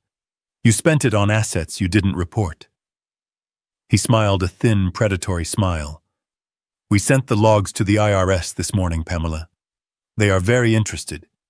They are talking about tax evasion, money laundering. They are freezing everything. No, Pamela whispered. You can't. That is my money. It was never your money, I said. It was blood money. And now it is gone. Hartman nodded to the sheriff. Sheriff Miller seized the assets. Miller stepped forward. Pamela Vance, he said, I am placing you under arrest for embezzlement, fraud, tax evasion, and false imprisonment. He reached for her arm. Wait, she screamed, pulling away. You can't take me! I am a Vance. I have standing in this city. You have nothing, I said. I looked at her hands, at the diamond rings glittering on her fingers, rings she had bought while my grandson gasped for air. Take them off, I said. She clutched her hands to her chest. What? The rings, I said. The necklace, the earrings, the watch. Take them off. These are mine, she cried. They are personal property. They were bought with stolen funds, Hartman interjected. Under the civil asset forfeiture laws, they are proceeds of crime. They belong to the victim. They belong to Lily. Take them off, Pamela, I commanded, or the officer will take them off for you. She looked at the sheriff. He wasn't smiling. He held out an evidence bag. Do it, Ma-am, he said. Don't make this harder. She began to strip. It was a slow, humiliating process. She pulled the rings from her fingers, her hands shaking so hard she dropped one. She unclasped the heavy diamond necklace. She took off the Rolex. She put them into the plastic bag one by one. With every piece of jewelry she removed, she seemed to shrink. The arrogance, the power, the facade of the wealthy socialite, it all vanished. Without the diamonds, she was just a thief in a suit she couldn't afford. She stood there bare, stripped of her armor. Is that all of it? The sheriff asked. Yes, she whispered. I looked at her shoes. Those too, I said. Conrad, please, she begged. They are Louboutins. You bought them last month, I said. With the money you saved by cutting Leo's medication dosage in half. I saw the pharmacy records, Pamela. Take them off. She kicked off the shoes. She stood on the cold marble floor in her stockings. She looked small. She looked pathetic. Everything you own, I said, my voice low and final. The cars, the clothes, the hidden accounts. The IRS is taking it all. You are leaving this room with nothing but the clothes on your back. You are going to prison, Pamela. And when you get out, if you get out, you will be destitute. You will know what it feels like to have nothing. You will know what it feels like to be a beggar. She looked at me, and for the first time I saw true fear in her eyes. Not the fear of getting caught. The fear of poverty. The fear of being ordinary. I raised her, she whispered again, but the words were hollow now, a mantra that had lost its magic. You didn't raise her, I said. You just fed off her. And now the host has cut you off. Get her out of here. The sheriff cuffed her. The metal clicked shut around her bare wrists. She didn't scream like Brandon. She didn't fight. She just slumped forward, broken by the weight of her own greed. They walked her out. She passed Lily. She didn't look at her. She couldn't. Lily watched her go. She watched the woman who had terrorized her for 15 years shuffle out in her stocking feet, handcuffs gleaming under the lights. When the door closed, the silence returned. But this time, it wasn't heavy. It was clean. It was the silence of a storm that had finally blown itself out. I walked over to Lily. I took her hands in mine. Her hands were rough, calloused from work. But they were warm. It is over, I said. She looked at the empty chair where Pamela had sat. She looked at the torn pieces of the waiver on the floor. She is gone, she whispered. She is gone, I promised. and she took the debt with her. I looked at Hartman. He was closing the black box. His job was done. The sharks had been fed. "Hartman, call the car," I said. "Where are we going?" Lily asked, wiping her eyes. "To Switzerland," I said. She looked confused. "Switzerland." "There is a hospital in Zurich," I said. "The best in the world for pediatric heart conditions. They have a bed waiting for Leo. We are leaving tonight." "But the house," she said, looking around the room. "What about the house?" I looked at the mansion, the place that had been a prison. "Burn it down for all I care," I said. "Or sell it, or give it away. It doesn't matter. It is just brick and mortar." I put my arm around her shoulders. "We are going to build a new home, Lily. A real one. One without ghosts." We walked toward the door. I didn't look back. The view of the city was beautiful, but I didn't care about the city anymore. I only cared about the daughter beside me and the grandson waiting for me. The ghost of Conrad Vance was dead. The father had returned, and this time he wasn't going anywhere. The silence in the house on Beacon Hill was no longer heavy. It was no longer the suffocating silence of a prison. It was the clean, fresh silence of a new beginning. For the last week, a small army of professional cleaners had scrubbed every inch of the mansion. They had stripped the carpets that smelled of Brandon's spilled wine. They had removed the gaudy art Pamela had hung to mask the classic architecture. They had boxed up every trace of the parasites who had lived here and incinerated it. Pamela and Brandon were currently sitting in cells at the Charles Street jail. Their bail hearing had been a massacre. Hartman had presented the flight risk evidence, and the judge, disgusted by the charges regarding Leo, had denied bail entirely.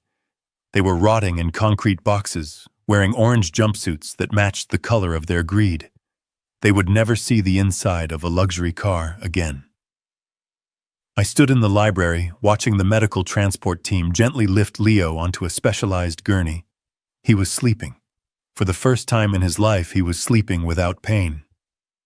The best cardiologists in Boston had stabilized him, but the real work would begin tomorrow in Zurich. I had chartered a flying ICU, a private jet equipped to take us to the clinic that would give him a new heart if he needed one. Lily stood by the French doors looking out at the city.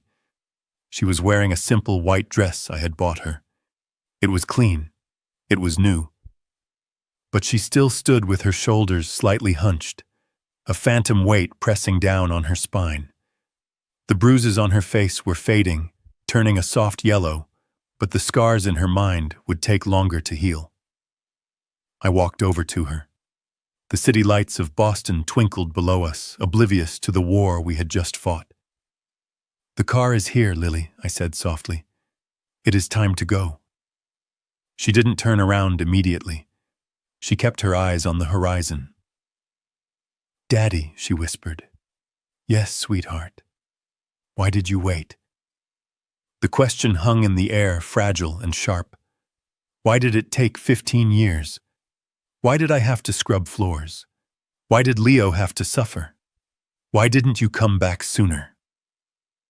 I felt a crack in my chest, a pain sharper than any physical wound. I moved to stand beside her. I didn't try to make excuses. I didn't try to tell her about the political coups, the frozen assets, or the nights I spent in a cell wondering if she was alive. None of that mattered to the girl who had been alone. I looked at her. I took her hand. It was still rough, but the trembling had stopped. "I didn't wait, Lillian," I said, my voice thick with emotion. "I was fighting. Every single day for 15 years I was fighting to get back to you. I was buried under a mountain of enemies, and it took me a long time to dig my way out." I squeezed her hand. "I am sorry. I am so sorry I wasn't here to protect you. I failed you." She turned to me then. Her eyes were wet but clear. She looked at the man who had destroyed her tormentors. "You came back," she said. "In the end, you came back." I turned her to face me. I placed my hands on her shoulders. Listen to me, Lily. I want you to hear this, and I want you to believe it. I looked deep into her eyes. I missed 15 years. I cannot get them back. But I swear to you from this moment on, if anyone touches you, if anyone looks at you with anything other than respect, if anyone tries to take a single penny from you or your son, I will burn their world to ash. I let the steel enter my voice, the promise of the tycoon who had survived hell. You are not a maid. You are not a victim. You are a Vance, and we protect our own. She nodded slowly, taking a deep breath. She believed me. For the first time, she truly believed she was safe. I reached into my pocket. I pulled out a piece of paper that had been taped back together. It was the waiver. The document she had signed in this very room under the threat of her son's death. The paper that said she was nothing. I held it up. You signed this to save Leo, I said. You were willing to give up everything for him. That makes you stronger than I ever was. I ripped the paper in half. The sound was crisp and final. I ripped it again and again until it was nothing but confetti in my hands. I opened my hand and let the pieces fall to the floor, drifting down like snow. You do not renounce anything, I said. I swept my arm out, encompassing the library, the mansion, the city beyond. This house is not a prison anymore. It is yours. The money is yours. The future is yours. I took her arm and guided her toward the door where the medics were waiting with Leo. This is your kingdom, Lily, I said, my voice ringing with pride. Now let us go save your son, and then you can come back and rule it. We walked out of the house, leaving the darkness behind. We walked toward the waiting cars, toward the plane, toward Switzerland. I didn't look back. I didn't need to. The past was dead. The future was waiting, and it was going to be magnificent. I learned that the most dangerous enemies are often the ones sitting at your dinner table. Pamela and Brandon thought power came from abuse and theft. They mistook my daughter's silence for weakness and my absence for abandonment. They were wrong. True power isn't about how hard you can hit. It is about how long you can wait for the perfect moment to strike back. Never let anyone define your worth by what you have in your pocket. Dignity cannot be bought, and justice, though sometimes delayed, is always inevitable. If you are fighting monsters, keep fighting. The dawn always comes. If you enjoyed watching justice be served, hit the like button and subscribe for more stories of retribution. I returned from the dead to find